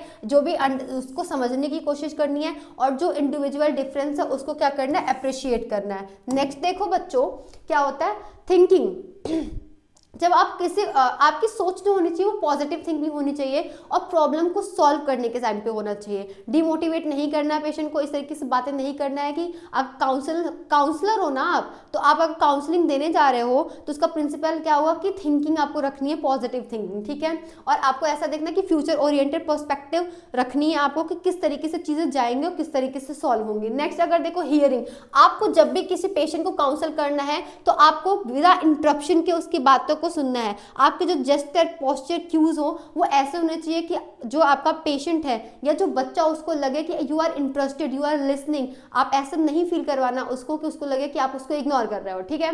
ये हो गया हियरिंग। कम्युनिकेशन, आपका लैंग्वेज बैरियर का आपको ध्यान देना है, ठीक है। जिस एज ग्रुप का इंसान होगा, जितने एक्सपीरियंस बेस में उसको आपको उस तरीके से बात करनी है, ठीक है। कम्युनिकेशन स्किल आपकी अच्छी होनी चाहिए, ठीक है। वर्बल, नॉन वर्बल क्यूज को आपको नोटिस करना अगले इंसान का, और आपका खुद की भी चीजें ऐसी होनी चाहिए कि जो अगला बच्चा बैठा हुआ है या कोई भी बैठा हुआ है वो आपसे पॉजिटिव चीजें ना निगेटिविटी में ना जाए कि आप बोर हो रहे हो या आप उसकी बातें नहीं सुन रहे हो, ठीक है। नॉन जजमेंटल, ये आपका होता है प्रिंसिपल कि कभी भी आपको अपने पेशेंट को जज नहीं करना है, कास्ट, क्रीड, एज, जेंडर, किसी भी बेसिस पे, या उसके प्रॉब्लम की बेसिस, या उसको किसी के बीच में डिस्कस नहीं करना होता, ठीक है। अब हम लोग आते हैं टाइप ऑफ काउंसलिंग। तो बच्चों हम ना नेक्स्ट टॉपिक का टाइप, पहला हमारा होता है डायरेक्टिव। तो डायरेक्टिव में क्या होता है बच्चों, ये आपका काउंसलर सेंटर्ड होता है। इसमें जो मेन बागबानी होती है ना, मतलब अगर दावेदारी जो आप कहो, या जो मेन खींचने वाला होता है वो आपका काउंसलर होता है। जहाँ पे काउंसलर क्या होता है, काउंसलर का जो रोल होता है बच्चों, वो बहुत ही क्रूशियल रोल होता है। क्यों बता रही हूँ, इसमें जो मेन गोल होता है क्या, the main goal is to develop individual, replace क्या करे, emotional reaction with rational behaviour, ताकि यहाँ पे जो इंसान है वो अपना जो उसका जो इंडिविजुअल का जो बिहेवियर है या इसका इमोशनल है वो रैशनल अब अच्छे बिहेवियर से क्या करे, रिप्लेस कर पाए। और द काउंसलर उसको क्या करता है, एनालाइज करता है उसके प्रॉब्लम को, उसका जो नेचर है उसको क्या करता है, आइडेंटिफाई करने की कोशिश करता है, क्योंकि उसको बिहेवियर में आ गया ना वो चीज, बोल रहा था। काउंसलर है उसने इनिशिएट किया बात करना, ठीक है। जब उसने इनिशिएट किया तो जो पेशेंट था उसका जो बिहेवियर था, उसका जो स्टेटस था, उसने क्या किया, उसको शो किया। तो जो बैठा हुआ है काउंसलर वो आइडेंटिफाई करने की कोशिश कर रहा है कि पेशेंट को प्रॉब्लम क्या है, रियल प्रॉब्लम क्या है, ठीक है। फिर वो उसका नेचर जानना चाहता है कि कैसा नेचर है, ठीक है। उसके बाद फिर जो काउंसलर होता है वो खुद कई सारे ऑप्शन देता है क्लाइंट को कि देखो आपको ये प्रॉब्लम है, इतनी बड़ी प्रॉब्लम है, या ये, उसके बाद फिर खुद ही वो देता है कि ये ऑप्शंस है, आप देखो, ये चीज होता है। तो इसको हम बोलते हैं डायरेक्टिव काउंसलिंग। अभी रुको भी तुमको समझ में आएगा, ठीक है। अब देखो स्टेप्स क्या होते हैं डायरेक्ट काउंसलिंग के। जब भी आप डायरेक्ट काउंसलिंग, तो इसमें काउंसलर क्या करता है, सबसे पहले किसी भी प्रॉब्लम को क्या करता है, एनालाइज करता है, ठीक है। गैदर करता है इंफॉर्मेशन, ठीक है। कई सारे इंटरेक्शन होते हैं, कई सारी उसकी पास्ट हिस्ट्री, साइकोलॉजिकल हिस्ट्रीज क्या है उसको जानता है। फिर ये बहुत ASDPCF याद करो, ASD क्या, सबसे पहले किसी भी प्रॉब्लम को आप क्या करोगे, एनालाइज करो। एनालाइज किससे करोगे, एनालाइज आप करोगे पास्ट साइकोलॉजिकल हिस्ट्री उसकी क्या थी, ठीक है। आप उसके इंटरेक्ट करोगे, इन्फॉर्मेशन लोगे, सिंथेसाइज करोगे, फिर उस चीज को आप क्या करोगे, लॉजिकली जोड़ने की कोशिश करोगी कि उसकी जो ये प्रॉब्लम थी तो ये हो सकता है, ये हो सकता है। फिर आप मेनली क्या करोगे, डायग्नोस करोगे कि लिटरली प्रॉब्लम क्या है, ठीक है। फिर prognosis, predicting future development related to the problem. फिर आप प्रेडिक्ट करोगे कि अगर ये प्रॉब्लम अभी है तो आगे चल के और क्या प्रॉब्लम्स हो सकते हैं, दैट वाज योर प्रोग्नोसिस, ठीक है। फिर आपका क्या है, काउंसलिंग। अब आप क्या करोगे, आपको पता चल गया कि फ्यूचर में ये चीजें हो सकती है, तो आप क्या उसको प्रोवाइड करोगे, काउंसलिंग प्रोवाइड करोगे, और लास्ट में उसको क्या बोलोगे, फॉलोअप के लिए। तो ये आपके क्या है, डायरेक्टिव काउंसलिंग के क्या होते हैं, स्टेप्स होते हैं। एज अ काउंसलर आपके पास कोई आया, डायरेक्टिव काउंसलिंग अगर आप दे रहे हो, उसको आपको सिंपली किसी को नहीं बताया कि आपको ये चल रहा है, तो सबसे पहले आपका काम क्या होगा, आपके पास पेशेंट आया तो आप प्रॉब्लम को क्या करो, एनालाइज करो। कैसे करोगे, आपके पास तो इन्फॉर्मेशन नहीं है तो उससे आप पूछोगे उसका डेमोग्राफिक डाटा क्या है, पर्सनल हिस्ट्री क्या थी, साइकोलॉजिकल हिस्ट्री क्या थी, इमोशनल हिस्ट्री क्या थी, सारी चीजें आपने पता कर ली, ठीक है, आपको पता चल गया। ठीक, आप क्या करोगे, आप सिंथेसाइज करोगे प्रीवियस जो भी उसकी हिस्ट्रीज रही है उससे और प्रेजेंट टाइम में जो कंप्लेन लेके आया है क्या वो मैच कर रहे हैं, अगर डिफरेंट है तो क्या डिफरेंट है, प्रॉब्लम है तो पहले प्रॉब्लम से अभी प्रॉब्लम कितनी सीवियरिटी है, क्या नहीं है, आपने सिंथेसाइज किया। ठीक, अब आपने डायग्नोसिस बनाई कि इंसान को ये प्रॉब्लम है। ठीक है, आप प्रोग्नोसिस देखोगे कि अगर इंसान को ये प्रॉब्लम है तो आगे चल के और क्या हो सकता है। ठीक है, हो सकता है इंसान को डिप्रेशन आपको प्रीवियस में कि पहले बहुत खुश रहता था अभी बहुत सैड सर रहता है, हो सकता है पता ही ना चलो कि पीछे वो बाइपोलर डिसऑर्डर था, है ना, आपको लगा डिप्रेसिव लेकिन हो सकता है बाइपोलर हो। तो आप प्रोग्नोसिस में ये चीज होता है कि आगे और क्या सीवियरिटी हो सकती है, आगे और क्या प्रोबेबिलिटी है। ठीक है, आपको ये चीजें पता चल गई। अब आपने सब कुछ, आपको पता कि ये प्रॉब्लम हो सकती है, डायग्नोसिस ये है। अब आप उसको उस चीज से रिगार्डिंग क्या करोगे, काउंसलिंग दोगे। ठीक है, आपने उसको हेल्प किया, काउंसलिंग दे दी, कई सारे ऑप्शन दे दिए। अब इंसान गया, घर चला गया, अब उसको इस चीज के बाद बताओगे कि आपको ये चीजें हैं और अगर आपको क्या क्या प्रॉब्लम्स हो सकती हैं या आपको अगर कोई क्वेरी होती है तो आपको वापस आना है, तो उसको फॉलोअप के लिए बोलोगे। तो ये आपके स्टेप्स होते हैं डायरेक्टिव काउंसलिंग के, किसके, डायरेक्टिव काउंसलिंग के। ठीक है, ये चीज है, मॉनिटर करोगे प्रोग्रेस को जब वो दोबारा आएगा कि रिकरेंस ना हो और उसकी स्ट्रेंथ और वीकनेसेस, ये सारी चीजों को आप जानने की कोशिश करोगे। तो ये बहुत है, मैंने इसको जब याद किया था बच्चों, जब मैंने एग्जाम दिया था तो मैंने इस तरीके से, पता नहीं तुमको ये निमोनिक तो नहीं है मैं कहूंगी, बट अगर आपको कभी कभी इनिशियल से याद रहते हैं ना तो आप चीजें लिख पाते हो। तो मैंने ऐसे याद किया था कि ASD है, ठीक है, हमने ए कर लिया, यस किया, डी कर दिया, तो प्रोग्नोसिस कर दिया, काउंसलिंग है तो काउंसलिंग तो आएगा ही और लास्ट में बुला लेंगे इंसान को। तो मैं कहानी बना के पढ़ती थी। ठीक है, तो ऐसे ही तुम भी याद करो। ठीक, नेक्स्ट देखो बेसिक अजम्पशन इसका क्या था कि इसमें हम कंपिटेंसी इन गिविंग एडवाइस, हम किस तरीके की एडवाइस दे रहे हैं और इंटेलेक्चुअल प्रोसेस से रिगार्डिंग हम उसको काउंसलिंग दे रहे हैं और प्रॉब्लम सॉल्विंग ऑब्जेक्टिव, ये तीन चीजों पे हम ज्यादा, हमारा जो काउंसलिंग होता है ये सिर्फ होता है कि competency in giving advice. Assume counsellor have superior expertise and are best position to advice, जो भी एडवाइस कर रहा है, जो भी काउंसलिंग दे रहा है उसके पास कॉम्पिटेंसी बहुत ज्यादा होनी चाहिए। ठीक है, counselling as a intellectual process, focus करना है इंटेलेक्चुअल रेदर देन इमोशनल, मतलब इंटेलिजेंस पे ध्यान देना है, इमोशनली हर चीज पे नहीं करना है। ठीक है, और प्रॉब्लम सॉल्विंग ऑब्जेक्टिव, आपका ऑब्जेक्टिव ये है कि जो भी इंसान जिस प्रॉब्लम से आया है उस प्रॉब्लम को आपको सॉल्व करने के ऊपर ध्यान देना। तो ये तीन आपके मेन अजम्पशन होते हैं काउंसलिंग देते टाइम का।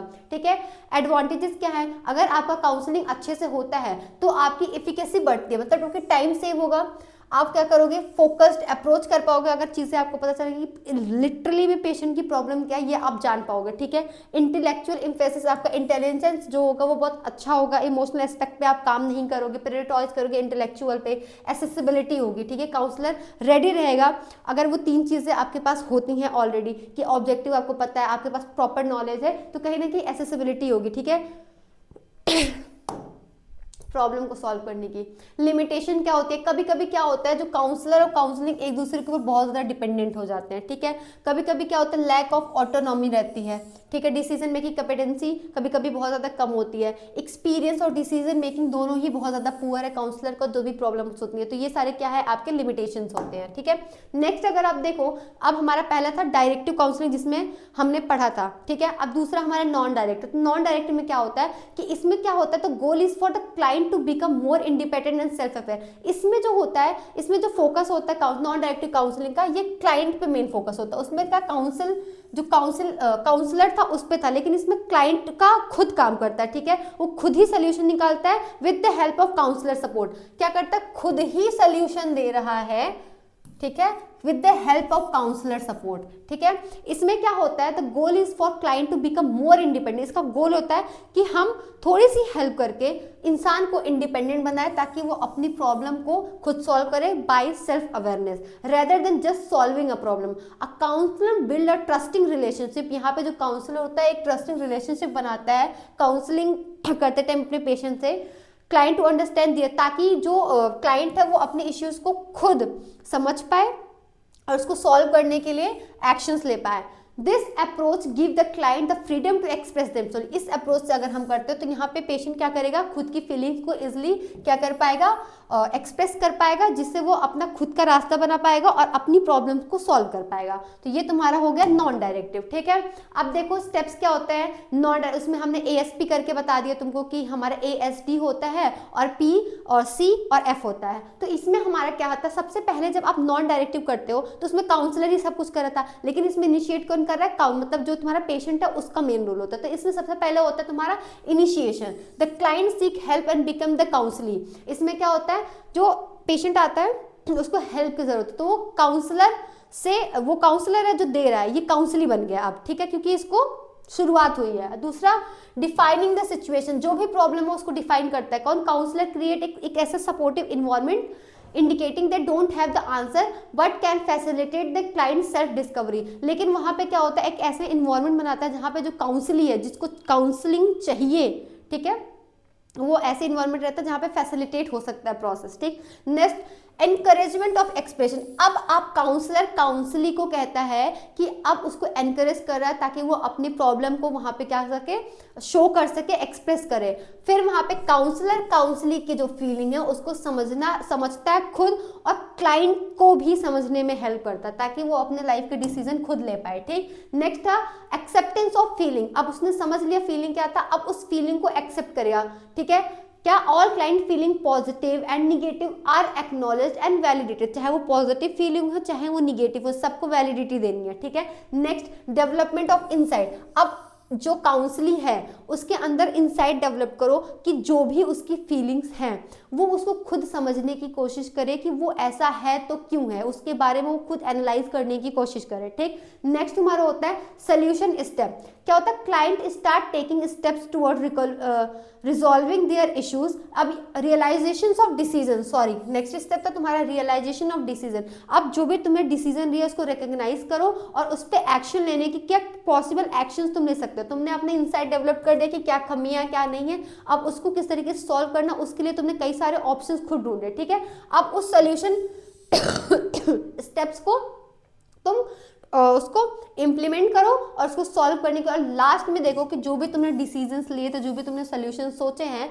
वो तुम्हारे लिए कितना बेनिफिशियल हुआ और कितना नहीं। तो ये कुछ तुम्हारे जो स्टेप्स होते थे वो नॉन डायरेक्टिव के होते हैं। अब एक होता है इक्लेक्टिक काउंसलिंग। इसमें क्या होता है, इलेक्टिव काउंसलिंग ब्लेंड डायरेक्टिव। इसमें तुम्हारा डायरेक्टिव और नॉन डायरेक्टिव दोनों का ब्लेंड होता है। इसमें एम होता है बैलेंस्ड मेथड का, कि कोई भी डोमिनेटिंग ना हो, दोनों की बात सुनी जाए, उसके बाद सोल्यूशन निकाला जाता है। ठीक है, अब इसमें क्या होता है, it is mix of active guidance, इसमें गाइडेंस जो एक्टिव गाइडेंस वो भी, और जो पेशेंट जो है उसके भी कहना जो होता है, उसके भी जो चीज़ें होती है उसके ऊपर भी ध्यान देना। ये काम कैसे करता है कि जो क्लाइंट है उसकी पर्सनालिटी, उसकी नीड क्या है, उसको समझने में हेल्प करता है। ठीक है, चूज बिटवीन डायरेक्टिव और नॉन डायरेक्टिव मेथड। ठीक है, कंबाइन बोथ, इसमें दोनों होता है। Use various technique like reassurance, providing information and testing, ये सारी चीजों का इन्वॉल्वमेंट होता है। नेक्स्ट अगर हम देखें कौन कौन से इसमें क्या होता है इलेक्टिव वाले में, तो फाइंड आउट द, इसमें हम कॉज क्या है वो पता लगाते हैं, फिर प्रॉब्लम को हम एनालाइज करते हैं,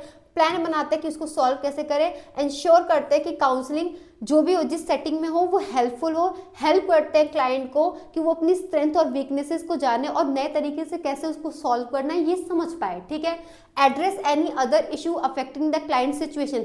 अगर कोई नई इश्यूज हैं जिसको तुमको लग रहा है कि क्लाइंट को प्रॉब्लम हो रही है तो उसको भी पहचानना तुम्हारा काम है। ठीक है, अजम्पशंस देखा जाए, start with less active method.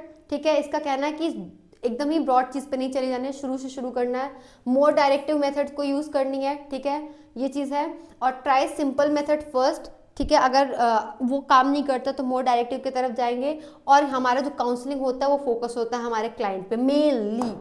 ठीक, अब कैरेक्टरिस्टिक्स देखो, uses objective and coordinated method. ठीक है, इसकी विशेषता ये होती है कि इसमें हम ऑब्जेक्टिव और कोऑर्डिनेटेड मेथड में काम करते हैं। स्टार्ट करते हैं यहाँ पे, start with the client being more active. ठीक है, focuses on efficiency and treatment, aim to use resources wisely, the counsellor skill is crucial, choose a method based on what the client need and help the client discover their own solution. These are all the characteristics of elective counselling. Disadvantage क्या है कि कभी कभी होता है कि सम seize is unclear और shallow, समझ नहीं आता कि कौन काउंसलर का मेन रोल है या काउंसलिंग का, ठीक है। मिक्स, दोनों का मिक्स होता है तो वो चैलेंजिंग हो जाता है। Determine the client freedom level can be difficult, ठीक है। हमें समझ नहीं आता कि हमें कितना पेशेंट को फ्रीडम देनी है और कितनी नहीं देनी है, ठीक है। Without understanding what help counsellor might not be have, बिना समझे हम समझ नहीं पाएंगे काउंसलर की जो भी चीज़ें वो कितनी इफेक्टिव है कितनी नहीं, ठीक है। अब देखो प्रोसेस क्या है काउंसलिंग की या स्टेप्स क्या है काउंसलिंग की, ठीक है। तो counselling is a long process, it is not rigid, rather it is flexible in nature, it involve the following. ये रिजिड नहीं होता, फ्लेक्सिबल होता है, ये एक प्रोसेस होता है, लॉन्ग प्रोसेस होता है। काउंसलिंग 1-2 दिन का नहीं होता, लंबा प्रोसेस जाता है, ठीक है। स्टेप्स ऑफ रिलेशनशिप, सबसे पहले खुद को क्या करता है, जब भी आप किसी को काउंसलिंग देने जा रहे होते हो तो सबसे पहले इंट्रोडक्शन देते हो, ठीक है। अपना इंट्रोडक्शन अपने पेशेंट से। दूसरा, आप स्टेबलाइज करते हो रैपोर्ट, ताकि अगर आप रैपोर्ट स्टेबलाइज करोगे तो आईपीआर बनेगा, रैपोर्ट बनेगा तो जो भी उसकी प्रॉब्लम्स है वो आपसे शेयर करने में कंफर्टेबल होगा, साइकोलॉजिकली आप पे डिपेंडेंट होगा, ठीक है। कंटिन्यूअल डेवलपमेंट क्या है, rapport building continues through out the counselling process. इसमें यह है कि आपने एक बार स्टेबलाइज किया रैपोर्ट, इसका मतलब ये नहीं कि नेक्स्ट टाइम पे आप उससे बहुत रूड बात करोगे, नहीं। कॉन्टिन्यूअस प्रोसेस है, लॉन्ग टर्म प्रोसेस है, तो आपको उस चीज़ को मेंटेन करके चलना है। इंपॉर्टेंस क्या करना है, foundation for effective counselling and may span multiple session. ये कह रहा है इंपॉर्टेंस है, इसकी स्टेप्स है कि सेट द फाउंडेशन फॉर ऐसे इंपॉर्टेंस देनी है काउंसलिंग को, आपको ऐसे फाउंडेशन सेट करना है कि लंबे टाइम तक वो चीज़ चल पाए, ठीक है। रिस्पेक्ट एंड ट्रस्ट बिल्डअप करनी है। मल्टीपल सेशंस होते हैं तो उसके लिए पेशेंट को पहले से ही बता देना है। खुद को इंट्रोड्यूस कर लिया, सोशल स्किल का यूज़ करना है कि हेड नोइंग करना है, बैठने के लिए बोलना है, अच्छे से बात करनी है, सोशल स्पाइलिंग देनी है, पेशेंट के सिचुएशन के रिगार्ड्स आपको किस तरीके से एक्ट करना है, बात कैसे करनी है, तो सोशल स्किल्स जो भी होती हैं अच्छी वो आपको यूज़ करनी है। और जब भी पेशेंट, उसको पेशेंट क्लाइंट नहीं बोलना, उसका जो नेम है अगर उसको उस तरीके से अच्छा लग रहा है तो आपको उस तरीके से उसको क्या करना है, एड्रेस करना है, ठीक है। इंश्योर करना है कि जब भी आप काउंसलिंग कर रहे हो तो पेशेंट के कंफर्ट का आपको ध्यान देना है, ठीक है। आपको पेशेंट की बातों को ध्यान से सुनना है, ठीक है। और आपको पेशेंट को सिर्फ ध्यान से सुनना ही नहीं है, वर्बल कंसेंट ही नहीं देना है, आपको नॉन वर्बल क्यूज को भी ध्यान देना है, क्योंकि काउंसलिंग के टाइम पे वो चीज़ें भी हेल्प करती है कि कोई और प्रॉब्लम तो नहीं है या शाय तो नहीं फील कर रहा है, ये चीज़ें। स्टेप 2 असेसमेंट एंड डायग्नोसिस, ठीक है। पहला स्टेप क्या था तुम्हारा,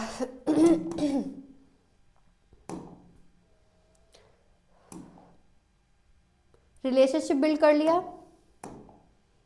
इन सब चीज़ों के तहत अब तुम्हारा असेसमेंट एंड डायग्नोस कैसे करोगे, आप उससे बात करोगे एक्टिव, अगर उससे आप बात करते हो और आप एक्टिव लिसनिंग, उसकी बातों को सुनते हो, इन्फॉर्मेशन को गैदर करते हो, तो आप कहीं ना कहीं उसको एसेस और डायग्नोस कर पाओगे। उसके जो भी चेंजेस हैं, जो उसकी नीड्स हैं जो भी बदल रही हैं, उसको आप पहचानोगे, सिचुएशन को एसेस करोगे और क्या करोगे, बिल्ड करोगे कोपिंग स्किल। तो ये सारी कुछ चीज़ें जिसकी वजह से आप उसकी प्रॉब्लम को एसेस और डायग्नोस कर सकते हो। थर्ड आपका स्टेप कहता है फॉर्मुलेशन ऑफ काउंसलिंग गोल। अब जब आपको इसके बारे में आईपीआर बिल्डअप हो गया, ठीक है, आपने एसेस कर लिया, डायग्नोस कर लिया, तो आप काउंसलिंग का जो गोल है, जब डायग्नोस कर लिया प्रॉब्लम तो उसके गोल बताओ कि किस तरीके से आपको उस तक पहुंचना, कि आपको गोल क्या है, कि आप पेशेंट में क्या चाहते हो उसके प्रॉब्लम के अकॉर्डिंग। तो म्यूचुअल एग्रीमेंट साइन करोगे पेशेंट के साथ, ठीक है। इमीडिएट एंड अल्टीमेट गोल, कि अभी प्रेजेंट टाइम में छोटे छोटे गोल्स लेके आप अल्टीमेट गोल तक पहुंचोगे, तो उसके बारे में क्या करना है, क्लाइंट को बताना है। डायनेमिक नेचर, फ्लेक्सिबल है, मतलब ऐसा नहीं कि आपने आज डिसाइड कर दिया कि ये चीज़ें हैं, नहीं, फ्लेक्सिबल होना चाहिए अकॉर्डिंग टू पेशेंट नीड, ठीक है। क्लाइंट का इन्वॉल्वमेंट उसमें रखना ही रखना, सिंपल सी बात है। कंसर्ट एंड मेजरेबल ऑब्जेक्टिव आपका होना चाहिए एंड इन रिजल्ट पे आपको फोकस करना है, ठीक है। नेक्स्ट आपका intervention and problem solving. Nursing process तुमने पढ़ा है, वही चीजें हैं तुम्हारी काउंसलिंग में भी आ रही हैं, लेकिन तुमको लिखना है काउंसलिंग के हिसाब से है, ठीक है। इसमें देखो अब काउंसलर का रोल क्या होता है कि जो भी उसने इंटरवेंशंस बताए, मतलब जो भी तुमने प्लान किया, अब उसको किस तरीके से इम्प्लीमेंट करना है, ठीक है। अब जब कोई चीज़ इंप्लीमेंट कर रहे हो तो जो तुमने सोचा कभी कभी वो चीज़ें नहीं होती है, तो आपको क्या करना है, फ्लेक्सिबल अप्रोच रखना है। जो भी प्रॉब्लम है उसको सॉल्व करने के ऊपर ध्यान देना है, ये मेन काम होता है काउंसलर का। जो भी प्रॉब्लम सॉल्व करनी है या जो भी चीज़ें आप अपना रहे हो वो क्लाइंट सेंटर्ड होना चाहिए तुम्हारा। और ऐसा नहीं कि अडॉप्टेबल ही ना हो, आपने गोल ऐसा बना लिया है कि वो अडॉप्ट ही नहीं है, ठीक है, तो वो ध्यान देना है। और आउटकम पे आपको मेन फोकस करना है, ठीक है। ये आपका क्या हो गया बच्चों, आपका fourth intervention and problem solving. Next आपका है टर्मिनेशन एंड फॉलो अप। तो जब आपने सब कुछ कर लिया, इंटरवेंशन कर लिया, ठीक है, अब आप पेशेंट को क्या कर, अब तुम टर्मिनेशन की तरफ जा रहे हो, सारी चीजें आपने कर ली, प्रॉब्लम क्या था, सब कुछ हो गया। तो अब आप जो पेशेंट है उसको क्या करो, ग्रेजुअल कंक्लूजन दोगे कि जब फर्स्ट डे से लेके अभी तक क्या क्या हुआ, कितनी चेंजेस आए और कितना बेनिफिशियल रहा। उसके बाद फेस्ड अप्रोच, ठीक है, termination is conducted in stages to allow for proper closure and adjustment. आपको ऐसे ही आज आया तुरंत नहीं बोल देना कि this session is ended, no, आपको वो स्टेप टू स्टेप, मतलब अगर वो लगातार आ रहा है काउंसलिंग के लिए तो आपको 2-3-4 दिन पहले से ही बोलना है कि अब हम लोग टर्मिनेशन फेज की तरफ चल रहे हैं, अब अचानक ये काउंसलिंग नहीं चलेगा। तो आप उस तरीके से ताकि अगर वो बहुत ज़्यादा डिपेंडेंट आपके ऊपर था तो वो धीरे धीरे अपने आप को प्रिपेयर कर ले कि now it had to be ended, ठीक है। क्लाइंट के कंफर्ट का आपको ध्यान देना है, फॉलोअप के लिए बताना है, क्लोजर कैसे करनी है, समराइज करना है, ठीक है, डिस्कस करनी है वो मेन पॉइंट जिससे चीज़ें हुई थी, ठीक है। क्लाइंट सेंटर्ड ऊपर भी मैंने बताया, और कॉन्टिन्यूअस सपोर्ट ऑफर करना है कि अगर आपको कभी भी प्रॉब्लम होती है तो आप आ सकते हो, आप छोटे छोटे सेशंस के लिए you are always available for them. तो ये आपका काउंसलिंग के कुछ चीज़ें होते हैं। अब काउंसलिंग अगर आप किसी को देने जा रहे हो तो काउंसलर जो है, जो दे रहा है, उसके पास क्या क्या टेक्निक्स या स्किल होनी चाहिए। पहला टूल जो यूज करता है वो आपका यूज करता है इंटरव्यू, ठीक है, सवाल पूछने का तरीका, ये पहला स्किल उसके पास होना चाहिए। दूसरा ऑब्जर्वेशन, ऑब्जर्वेशन क्या, जो भी पेशेंट आ रहा है वो अपने आप को बहुत नॉर्मल दिखा रहा है कि मैं ठीक हूँ, मुझे कुछ नहीं हुआ है, आई एम फाइन, ये वो, लेकिन नहीं, उसके हाथ शेक कर रहे हैं, ऐसे ऐसे टिकलिंग कर रहा है, पैर अपने शेक कर रहा है, आई कांटेक्ट मेंटेन नहीं कर रहा है, शिविर कर रहा है उसके हाथ। तो जो एक काउंसलर होता है वो गुड ऑब्जर्वर होना चाहिए, ठीक है। दूसरा, अब तुम देखो एनेक्डोटल रिकॉर्ड, छोटी छोटी जो चीज़ें होती हैं उसको नोट करने का तरीका होना चाहिए, शॉर्ट और स्टोरी बेस के टाइप पे, जो भी चीज़ें हो रही हैं उसको देन एंड देयर चीज़ें लिखना। तो ये चीज़ें हो गई तुम्हारा क्यूमुलेटिव रिकॉर्ड मेंटेन करना। ये काउंसलिंग एक्चुअली बच्चों से रिगार्डिंग हो रही है, तो कह रहा है अगर काउंसलिंग दे रहे हो किसी बच्चे को तो किस चीज़ पे। अब ये देखो comprehensive profile containing physical, mental, social, moral, मतलब जो क्यूमुलेटिव रिकॉर्ड एक बच्चे से रिलेटेड होता है वो सारी चीज़ें क्या होनी चाहिए, मेंटेन होनी चाहिए। आपके पास चेकलिस्ट होनी चाहिए ताकि आप उसके प्रेजेंस और अब्सेंस में स्पेसिफिक बिहेवियर जो आपको एनालाइज करना, आपको ज़्यादा कंफ्यूजन ना हो। चेकलिस्ट अगर आपके पास रहेगा तो आपको पता रहेगा कि आपको बच्चे का कौन सा बिहेवियर या कौन सी प्रॉब्लम को शॉर्ट आउट करना है या उस पर ध्यान देना है आपको, ठीक है। नेक्स्ट आपका केस स्टडी, कुछ टूल्स आप यूज करते हो तो केस स्टडी कर सकते हो उस चीज से रिगार्डिंग, उसके रियल लाइफ में क्या चल रहा है, कैसा रेटिंग स्केल्स का यूज कर सकते हो कि कितना सही है कितना नहीं है, सोशियोमेट्री, ऑटोबायोग्राफी आप देखते हो। तो ये कुछ चीजें हैं, ये टूल्स हैं जो आप किसी को काउंसिल करने के लिए यूज करते हो। कुछ कुछ साइकोलॉजिकल टेस्ट का भी यूज करता है काउंसलर, कुछ टूल्स का, जैसे कि पर्सनालिटी टेस्ट कि कौन सा बच्चे की पर्सनालिटी किस तरीके से। तो कुछ जब तुम मेंटल हेल्थ नर्सिंग पढ़ रहे थे तो उसमें पर्सनालिटी टेस्ट के लिए कई सारे स्किल्स और टूल्स यूज किए गए थे, तो वहाँ पे भी ये, यहाँ पे भी वही चीज़ बता रहा है कि अगर किसी बच्चे का तुमको पर्सनालिटी टेस्ट करना तो उसके लिए जो स्किल्स यूज करते हैं वो, एप्टीट्यूड टेस्ट करते हैं उसके लिए जो स्किल यूज करता है वो भी काउंसलर को पता होना चाहिए, अचीवमेंट टेस्ट उसके लिए, और इंटरेस्ट इन्वेंट्री, ठीक है, टेस्ट, ये कुछ टूल्स होते हैं जो तुम यूज करते हो। अब एक काउंसलर है, उसका क्या रोल होता है, जब भी कोई काउंसलर होता है तो उसका होता है कि वो काउंसलिंग स्टूडेंट को प्रोवाइड करता है, पहला रोल। दूसरा, असिस्ट करता है स्टूडेंट के प्लेसमेंट में, ठीक है, मेंटेन करता है रिलेशनशिप विद अदर इंस्टीट्यूशन के साथ भी एक काउंसलर अपना क्या करता है, रिलेशनशिप को बिल्ड करता है, कॉन्फिडेंशियलिटी को मेंटेन करता है, ठीक है, रेफर करता है सीरियस केसेस को स्पेशलिस्ट को, ठीक है, ऑर्गेनाइज करता है एक्सपर्ट टॉक, ठीक है। अगर कभी कभी ऐसा होता है कि काउंसलर को लगता है कि उससे भी एक्सपर्ट टॉक की जरूरत है तो वो खुद ही इस चीज को ऑर्गेनाइज करता है। एक काउंसलर जो होता है वो अरेंज करता है करियर कॉन्फ्रेंस। देखो यहाँ पे काउंसिल के कई सारे रोल होते हैं, लेकिन नर्सिंग एजुकेशन की बात की जा रही है। तुम ये सोचो किसी बच्चे को प्रॉब्लम है तो वहां पे काउंसलर का क्या रोल होगा, तो वो इस बिहाफ पे कंडक्ट करता है educational career talk, educate student on study habits, किस तरीके से पढ़ना है, कैसे क्या करना है, सपोर्ट करता है स्टूडेंट को हर एक स्टेजेस पर, ठीक है, मेंटेन करता है रेफरल रिसोर्सेज को, क्रिएट करता है गाइडेंस मटेरियल, कंडक्ट करता है रिसर्च प्रोजेक्ट, एडमिनिस्ट्रेट करता है साइकोलॉजिकल टेस्ट। मैं एक स्टोरी बताती हूँ, क्या हुआ था, मेरे क्लास में मेरा ही क्लासमेट था, उसको कुछ प्रॉब्लम थी, ठीक है। तो एक होता है हमारे पास साइकोलॉजी का, उस टाइप कोई नर्सिंग ट्यूटर नहीं था, तो हमारे लिए एचओडीज आते थे साइकोलॉजी के डिपार्टमेंट में, एमबीबीएस के जो टीचर होते थे। तो क्या हुआ था, उस बच्चे को कुछ तो प्रॉब्लम, उसके कुछ पर्सनल इशूज थे, आई कैन नॉट शेयर। तो हमारे वहाँ के जो सर थे, ठीक है, वो जो साइकोलॉजिस्ट थे, उनसे हमारी बात, मतलब वो बच्चा उनके पास गया तो कई सारे सेशन चले थे।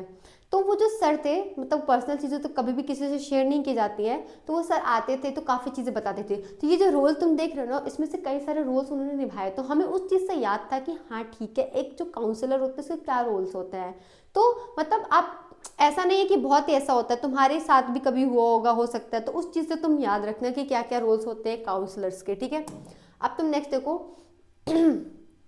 Organisation of counselling services university level पे भी होनी चाहिए, ठीक है, कॉलेजेस में होने चाहिए, एफिलिएटेड कॉलेज अगर 1000 से स्ट्रेंथ से ज़्यादा तो वहाँ पे एक काउंसलर होने चाहिए, और काउंसलिंग सेंटर जहाँ पे होती है वहाँ तो काउंसलर की ज़रूरत होती ही है, ठीक है। नेक्स्ट देखो, कौन कौन से मेंबर है जो काउंसलिंग कमेटी में रहते हैं। तो अगर किसी बच्चे को काउंसलिंग कमेटी में कौन कौन, सबसे पहले डीन, अगर ये हम कॉलेज की बात करें, ठीक है, डीन होगा, काउंसलिंग ऑफिसर होगा, लाइसेंस ऑफिसर होगा तुम्हारा, deputy chief counselling officer, vocational council guidance officer, teacher from various specialities, हमारे क्या कम्युनिटी से एक टीचर है, मतलब ठीक है, उसमें से एक ले लिया, ओबीजी का कोई टीचर, मतलब अलग अलग जो हमारे जो मेन सब्जेक्ट है वहाँ के एक एक एचओडीज में से कोई एक, स्टूडेंट रिप्रेजेंटेटिव, एक स्टूडेंट रिप्रेजेंटेटिव, और पेरेंट्स, ये सारे हमारे क्या होते हैं, मेंबर्स होते हैं काउंसलिंग कमेटी के। ये क्वेश्चन पूछता है 2 मार्क्स में, तो ध्यान देना, ठीक है। अब issues for counselling in nursing, nursing में काउंसलिंग से रिलेटेड क्या क्या इश्यूज है। पहला, पुअर ऑर्गेनाइजेशनल सेटअप, ठीक है, इंफ्रास्ट्रक्चर ही नहीं है काउंसलिंग सर्विसेज से related, lack of competence counsellor, जो काउंसलिंग दे रहा है उसके पास उतनी स्किल, उतनी नॉलेज ही नहीं है कि वो बच्चे को काउंसलिंग दे पाए। रेजिस्टेंट टू काउंसलिंग, क्या होता है कि कभी कभी प्रॉब्लम होती है काउंसलिंग में, क्या नर्सिंग स्टूडेंट में रजिस्ट काउंसलिंग, हो सकता है बच्चा मना कर दे कि मुझे काउंसलिंग चाहिए नहीं, कि हो सकता है वो बिलीव करता हो कि काउंसलिंग जो लेते हैं वो पागल हो सकता है, तो वो चीज़ें हैं। Lack of awareness about counselling need, मैंने कहा ना कि अभी भी मिथ्स होते हैं कि काउंसलिंग बहुत खराब चीज़ होती है, no, that was not a bad thing, तो उस मिथ की वजह से नहीं ले। Non recognition of counselling profession जो काउंसलिंग प्रोफेशन उसके बारे में लोगों को पता ही नहीं है, इसकी वजह से भी नर्सिंग में क्या होता है, इश्यूज होते हैं काउंसलिंग से रिगार्डिंग। हो सकता है जो काउंसलर और काउंसलिंग का रेशियो हो वो बहुत ज़्यादा कम और ज़्यादा हो, कम हो, इसकी वजह से प्रॉब्लम होती है। और क्या होता है, पैसे नहीं आ रहे हैं काउंसलिंग सर्विसेज रिगार्डिंग, तो कहाँ से काउंसलिंग कोई देगा, ऑब्वियस सी बात है। इनसफिशिएंट फंडिंग, सेम वही चीज़, एथिकल मोरल इश्यूज भी आते हैं, ठीक है। अब हमारा जो टॉपिक है नेक्स्ट, वो हमारे डिसिप्लिन एंड ग्रीवेंस प्रॉब्लम। तो डिसिप्लिन और ग्रीवेंस प्रॉब्लम हमारे क्या होता है, तो डिसिप्लिन और ग्रीवेंस प्रॉब्लम हमारे क्या होता है, देखो, managing disciplinary grievance problem, preventing guidance and counselling. अगर हम इन तीनों चीज़ों को करते हैं तो मेनली ये होता है कि गाइडेंस एंड काउंसलिंग की जरूरत नहीं पड़ती। कैसे, अभी देखो, डिसिप्लिन एक ऐसा पैटर्न होता है, जैसा पैटर्न ऑफ बिहेवियर होता है which consistent to the rule set by the superior person और इंस्टीट्यूशन। हमारे इंस्टीट्यूशन ने कुछ रूल्स और रेगुलेशन बनाया होता है, अगर उसको हम अच्छी तरीके से फॉलो करते रहते हैं तो वो हमारा क्या होता है, डिसिप्लिन होता है, ठीक है। It come from Latin word disciplina which signifies growth, learning and teaching. इसका जो कहाँ से डराइव हुआ है, डिसिप्लिना वर्ड से डराइव हुआ है, जिसका मतलब क्या होता है, ग्रोथ, लर्निंग और क्या होती है, टीचिंग। अब डिसिप्लिन इन एजुकेशन, ये नॉर्मल हो गया। तो in educational setting discipline aim to minimise classroom disruption. अगर कोई बच्चा डिसिप्लिन में रहता है तो क्लासरूम में पढ़ाते टाइम प्रॉब्लम नहीं होगी, उसको मिनिमाइज करेगा, इंश्योर करेगा कंडीसिव इन्वायरमेंट फॉर लर्निंग, एक अच्छा इन्वायरमेंट बनाएगा कि लर्निंग और ज़्यादा क्या हो, एनहांस हो, ठीक। Teachers are pivotal in enforcing discipline. Teacher का जो रोल होता है वो बहुत ज़्यादा डिसिप्लिन मेंटेन करेगा, responsible not only for educational outcome but also for maintaining orderly behaviour in the classroom. सिर्फ एजुकेशनल पर्पज से रिगार्डिंग डिसिप्लिन की बात यहाँ नहीं की जा रही एजुकेशन में, यहाँ पे बच्चे के बिहेवियर कैसा है इस चीज़ को करने के लिए, that was also very important. तो ये तुम्हारा हो गया डिसिप्लिन इन एजुकेशन। अब हमारे डिसिप्लिन का गोल और पर्पस क्या होता है, कि अगर डिसिप्लिन का गोल और पर्पस होता है कि जो भी हम डिसिप्लिन के रूल्स और रेगुलेशंस बना रहे हो वो बच्चा या कोई भी इंसान विलिंगली उसको एक्सेप्ट कर पाए, ठीक है। हम इस तरीके का डिसिप्लिन की चीज़ें बनाए कि टॉलरेटेबल हो और एटीट्यूड डेवलप करे, एटीट्यूड ऑफ टॉलरेंस, ठीक है, कि कोई प्रॉब्लम है तो उसको किस तरीके से झेलना है वो समझ पाए। तो assign and seek accountability and direction, कोई भी प्रॉब्लम होती है अगर उसके ब्रेक करता है तो उस चीज़ के लिए अकाउंटेबल बच्चा खुद उस चीज़ को एक्सेप्ट करे, इस चीज़ के लिए इसका पर्पज और ऑब्जेक्टिव गोल होता है। टू प्रमोट और रिस्पेक्टफुल इन्वायरमेंट, डिसिप्लिन अगर अच्छा है कहीं का तो वहाँ का इन्वायरमेंट बहुत ज़्यादा अच्छा होगा पढ़ने के लिए भी, और बिहेवियर अच्छा होगा वहाँ के बच्चों का, और प्रोडक्टिविटी क्या होगी, इंक्रीज होगी। ये इसके कुछ गोल और पर्पसेस हैं।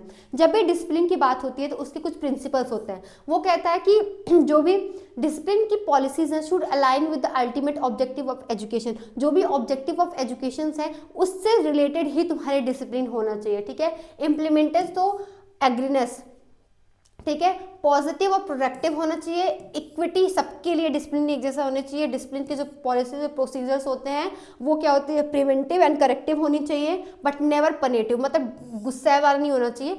ऐसा डिसिप्लिन को अगर कोई ब्रेक करता है तो तुम्हारा प्रिंसिपल ये कहता है कि उस बच्चे को थोड़ा सुधारो, ये नहीं कि उसको बहुत ज़्यादा डांटो।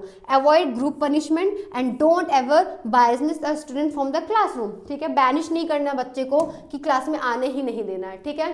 अब manage disciplinary problem, following strategies can be used to manage discipline. कौन कौन से, मैनेजिंग लर्निंग एक्टिविटीज, बच्चे को सिखाना किस तरीके से, इंश्योर एक्टिविटीज आर इंगेजिंग, जो भी एक्टिविटीज आप कर रहे हो वो ऐसे होने चाहिए कि उससे बच्चा क्या हो, एंगेज हो और रिलेवेंट स्टूडेंट के इंटरेस्ट के हिसाब से। ऐसी कोई भी एक्टिविटीज लाके आपको क्लास में नहीं करनी है। बैलेंस करना है डिफिकल्टी ऑफ टास्क, जो भी टास्क आप उस चीज से रिलेट करें वो ऐसा होना चाहिए कि कम से ज्यादा की तरफ हो, ताकि बच्चा क्या करे, उस चीज को अडॉप्ट कर पाए, ठीक है। सेटिंग रियलिस्टिक एक्सपेक्टेशंस, आप डिसिप्लिन बना के ऐसी चीजें मत करो कि बच्चा कुछ ही नहीं करेगा, बच्चे का हंसेगा ही नहीं, क्लास में बोलेगा ही नहीं। आपको ऐसी चीजें करनी है कि जो बच्चा इजिली क्या करे, अडॉप्ट कर पाए। ऐसे डिसिप्लिन की चीजें आपको बनानी है क्लास में, ठीक है। Next, fair treatment to all student, आपको किसी भी बच्चे के साथ बायसनेस नहीं करना कि इस बच्चे ने डिसिप्लिन की कोई भी रूल्स और रेगुलेशन तोड़े तो इस बच्चे को कुछ नहीं बोला, उस बच्चे को बोला, नहीं, बायसनेस कभी भी नहीं दिखानी है, ठीक है। प्रॉपर टाइमिंग ऑफ लेसन्स, हर एक लेसन्स का जो क्या होता है, जैसे कि plan changing lessons for time when student are most alert and receptive. अब मैथ की बेल अगर हम लंच के जस्ट बाद रखोगे तो बच्चे के दिमाग में कोई चीज़ें नहीं आएंगी, ठीक है। तो क्या करना है, आपको फर्स्ट बेल में रखनी है। तो कुछ चीज़ें ऐसी आपको रखनी है कि बच्चे के बेनिफिट के हिसाब से हो, ठीक। एप्रोप्रिएट बिहेवियर मैनेजमेंट, एड्रेस करना है, address the behaviour not the character of the student, जो भी बिहेवियर की वजह से प्रॉब्लम उसको आपको ज़्यादा ध्यान देना है, किसी स्टूडेंट के स्पेसिफिक कैरेक्टर के ऊपर कभी नहीं जाना होता है, ठीक है। डिसिप्लिनरी मैटर जो भी हो, अगर तुमको लग रहा है कि बच्चे को उस पर कैरेक्टर डिफेम हो सकता है तो उसको प्राइवेटली मैनेज करने की कोशिश करनी है आपको, ठीक है। रिवॉर्ड एंड पनिशमेंट, अगर बच्चा डिसिप्लिन अच्छे से मेंटेन करना है तो उसको आपको रिवॉर्ड देना है, और अगर बच्चा बार बार डिसिप्लिन की कोई चीज़ें तोड़ रहा है तो उसको आपको पनिश करना है, लेकिन ऐसे भी पनिश नहीं करना तो उसको एम्बेरसमेंट फील हो या कोई चीज़, बस ऐसा करना है कि उसका जो वो बिहेवियर था वो मॉडिफाई हो सके। आपको फैकल्टी और टीचर को क्या करना है, डिसिप्लिन जो भी चीज़ें हैं उसके बारे में सिखाना है कि किस तरीके से अगर प्रॉब्लम आती है तो किस तरीके से आपको मैनेज करनी है। को करिकुलर और एक्स्ट्रा करिकुलर एक्टिविटीज़ आपको कराते रहनी है ताकि बच्चे का जो इंटरेस्ट है वो बनता रहे, ये चीज़ें, ठीक है। नेक्स्ट आपका जो है गाइडेंस एंड काउंसलिंग का प्रोग्राम बीच बीच में आपको करना है ताकि बच्चे के जो भी पर्सनल प्रॉब्लम्स या चैलेंजेस एकेडमिक से रिलेटेड वो सॉल्व हो सके, ठीक है। Cultivation of ethical moral and spiritual value, आपके बच्चों के अंदर ये सारी चीज़ों को भी डेवलप करना, करिकुलम में ये चीज़ एड ऑन होनी चाहिए ताकि जो बच्चा हो सिर्फ और सिर्फ नॉलेज ही गेन ना करे कि किताबी कीड़ा बन के रहता है, ये सारी चीज़ें भी आना बहुत ज़्यादा ज़रूरी है, ठीक। अब ग्रीवेंस क्या होता है, grievance is defined as a mechanism that enable employ to communicate their concern to management and this system help in resolving employ grievance in the formal manner which may be between the employ to employ, either between employ and management. तुमको college में पानी की problem है तो वो तुम्हारा grievance है, अगर तुमको कॉलेज में क्लास नहीं चल रही है तो वो तुम्हारा ग्रीवेंस है, अगर तुमको कॉलेज में कोई भी प्रॉब्लम, साफ सफाई नहीं है या ठीक है, या टीचर क्लास में नहीं आ रहा है, सीट टूटी फूटी है, या फिर एब्सेंट बहुत ज़्यादा कोई बच्चा हो रहा है, या कोई टीचर तुमको हैरेस कर रहा है, मतलब कुछ भी तुमको प्रॉब्लम होती है वो तुम्हारा ग्रीवेंस होता है। ये जब सॉल्व करने, ये फॉर्मल, अब जो ग्रीवेंस कमेटी होती है वो क्या करती है, वो जो ग्रीवेंस कमेटी होती है जो तुम्हारा प्रॉब्लम है उसको तुम फॉर्मल तरीके से वो क्या करता है, सॉल्व करने की कोशिश करता है। ये चीज़ कभी कभी एम्प्लॉयमेंट के बीच में होती है या तो तुम्हारे क्या होता है एम्प्लॉय या मैनेजमेंट के बीच में होती है। जस्ट इसमें रोल क्या होते हैं स्टूडेंट का या ग्रीवेंस हैंडलिंग प्रोसेस में, तो क्या सबसे पहले जो बच्चा होता है उसको कोई भी प्रॉब्लम है तो सबसे पहले उस प्रॉब्लम को डॉक्यूमेंट करेगा या कंप्लेन करेगा, ठीक है। स्टूडेंट क्या करेगा, इनिशिएट, सबसे पहले स्टूडेंट का काम क्या होता है कि जो भी उसको प्रॉब्लम हो उसको लिखे, सबमिट करे written complaint to relevant authority, ठीक है। जो भी अथॉरिटी है, रिलेवेंट अथॉरिटी जो इस चीज़ से रिलेटेड है, उसको तुम क्या रिटन एप्लीकेशन दोगे अपने प्रॉब्लम से रिगार्डिंग। कमेटी का रिस्पॉन्स आएगा, रिव्यू करेगा, एड्रेस करेगा कंप्लेंट को और रेफर करेगा ग्रीवेंस कमेटी को, ठीक है। मान लो तुम्हारे यहाँ पे ये रूल होता है कि कोई प्रॉब्लम है तो सबसे पहले क्लास कोऑर्डिनेटर को दो, तो सबसे पहले वो प्रॉब्लम क्लास कोऑर्डिनेटर को दोगे, फिर हो सकता है वो क्या करेगा, ले जाके वाइस प्रिंसिपल को देगा, तो वो देखा पढ़ा फिर अपने हायर अथॉरिटी को दे दिया, ठीक है। प्रॉब्लम को आइडेंटिफिकेशन, अब जो सुपरवाइजर का रोल क्या होगा कि एसेस करेगा कि जो प्रॉब्लम है वो कितना सीवियर है, उसको आइडेंटिफाई करेगा सिचुएशन को, फिर कमेटी को उस हिसाब से वो क्या करेगा, इवेल्युएट करेगा। अब कमेटी का काम क्या होगा, इवेल्युएट करेगा कंप्लेन को और अंडरस्टैंड करेगा उस इशू को कि कितना सीवियर वो इशू है। अब फिर क्या करेगा, जब इवेल्युएट करे तब फिर डाटा कलेक्ट करेगा, ठीक है। कि सुपरवाइजर अगर डाटा कलेक्ट किया तो उस हिसाब से सुपरवाइजर का एक्शन होगा कि जो भी इंफॉर्मेशन है उसको कलेक्ट करेगा, ग्रीवेंस जो भी प्रॉब्लम है उसको कलेक्ट करेगा। फिर कमेटी क्या करेगी, उसको सॉल्व करने के लिए क्या करेगी, कई सारी चीज़ों को इकट्ठा करेगी, एविडेंसेस को। अब उसको एनालाइज करेगा, जो भी एविडेंसेस उसने इकट्ठा किया वो क्या कर रहा है, उस प्रॉब्लम के जो भी एविडेंसेस थे उसको एनालाइज किया। अब डेवलप करेगा grievance handling mechanism, formulate a systematic approach to address and resolve grievance, ठीक है। डिसीजन मेकिंग, अब उसके ऊपर क्या करेगा, वो एक्शन लेगा कि किस तरीके से करना है, ताकि अगर दो पार्टीज के बीच में प्रॉब्लम है तो दोनों की बातें सुनी जाएंगी, उसके बाद ऐसा करना होगा कि दोनों को बेनिफिट है, किसी का नुकसान ना हो। लेकिन अगर बहुत सीवियर केसेस है तो जो सही होगा, इंफॉर्मेशन गैदर की जाएंगे, उसके बिहाफ में उसको आंसर मिलेगा, ठीक है। अब एक्शन लेगा, ठीक है। फिर जो भी कॉन्फ्लिक्ट है उसको रिजॉल्व करेगा और बात करेगा स्टेक होल्डर से, उसके बाद क्या करेगा, जो भी उसका एक्शन था उसको क्या करेगा, इम्प्लीमेंट करेगा, ठीक है। तो थैंक यू बच्चों, ये जो हमारा था यूनिट 7, ठीक है, ये हमारा क्या होता है, यहाँ पे खत्म होता है। तो अब मैं आऊँगी यूनिट 8 के साथ, तब तक बाय, गुड लक, पढ़ते रहो। कोई प्रॉब्लम होती है तो प्लीज़ कमेंट में पूछना, और अगर तुमको मेरी स्पीड बहुत ज़्यादा फास्ट लग रही हो तो please sorry, but it have to be completed, और कोई प्रॉब्लम होती है तो शेयर करना, ठीक है। बाय बच्चों।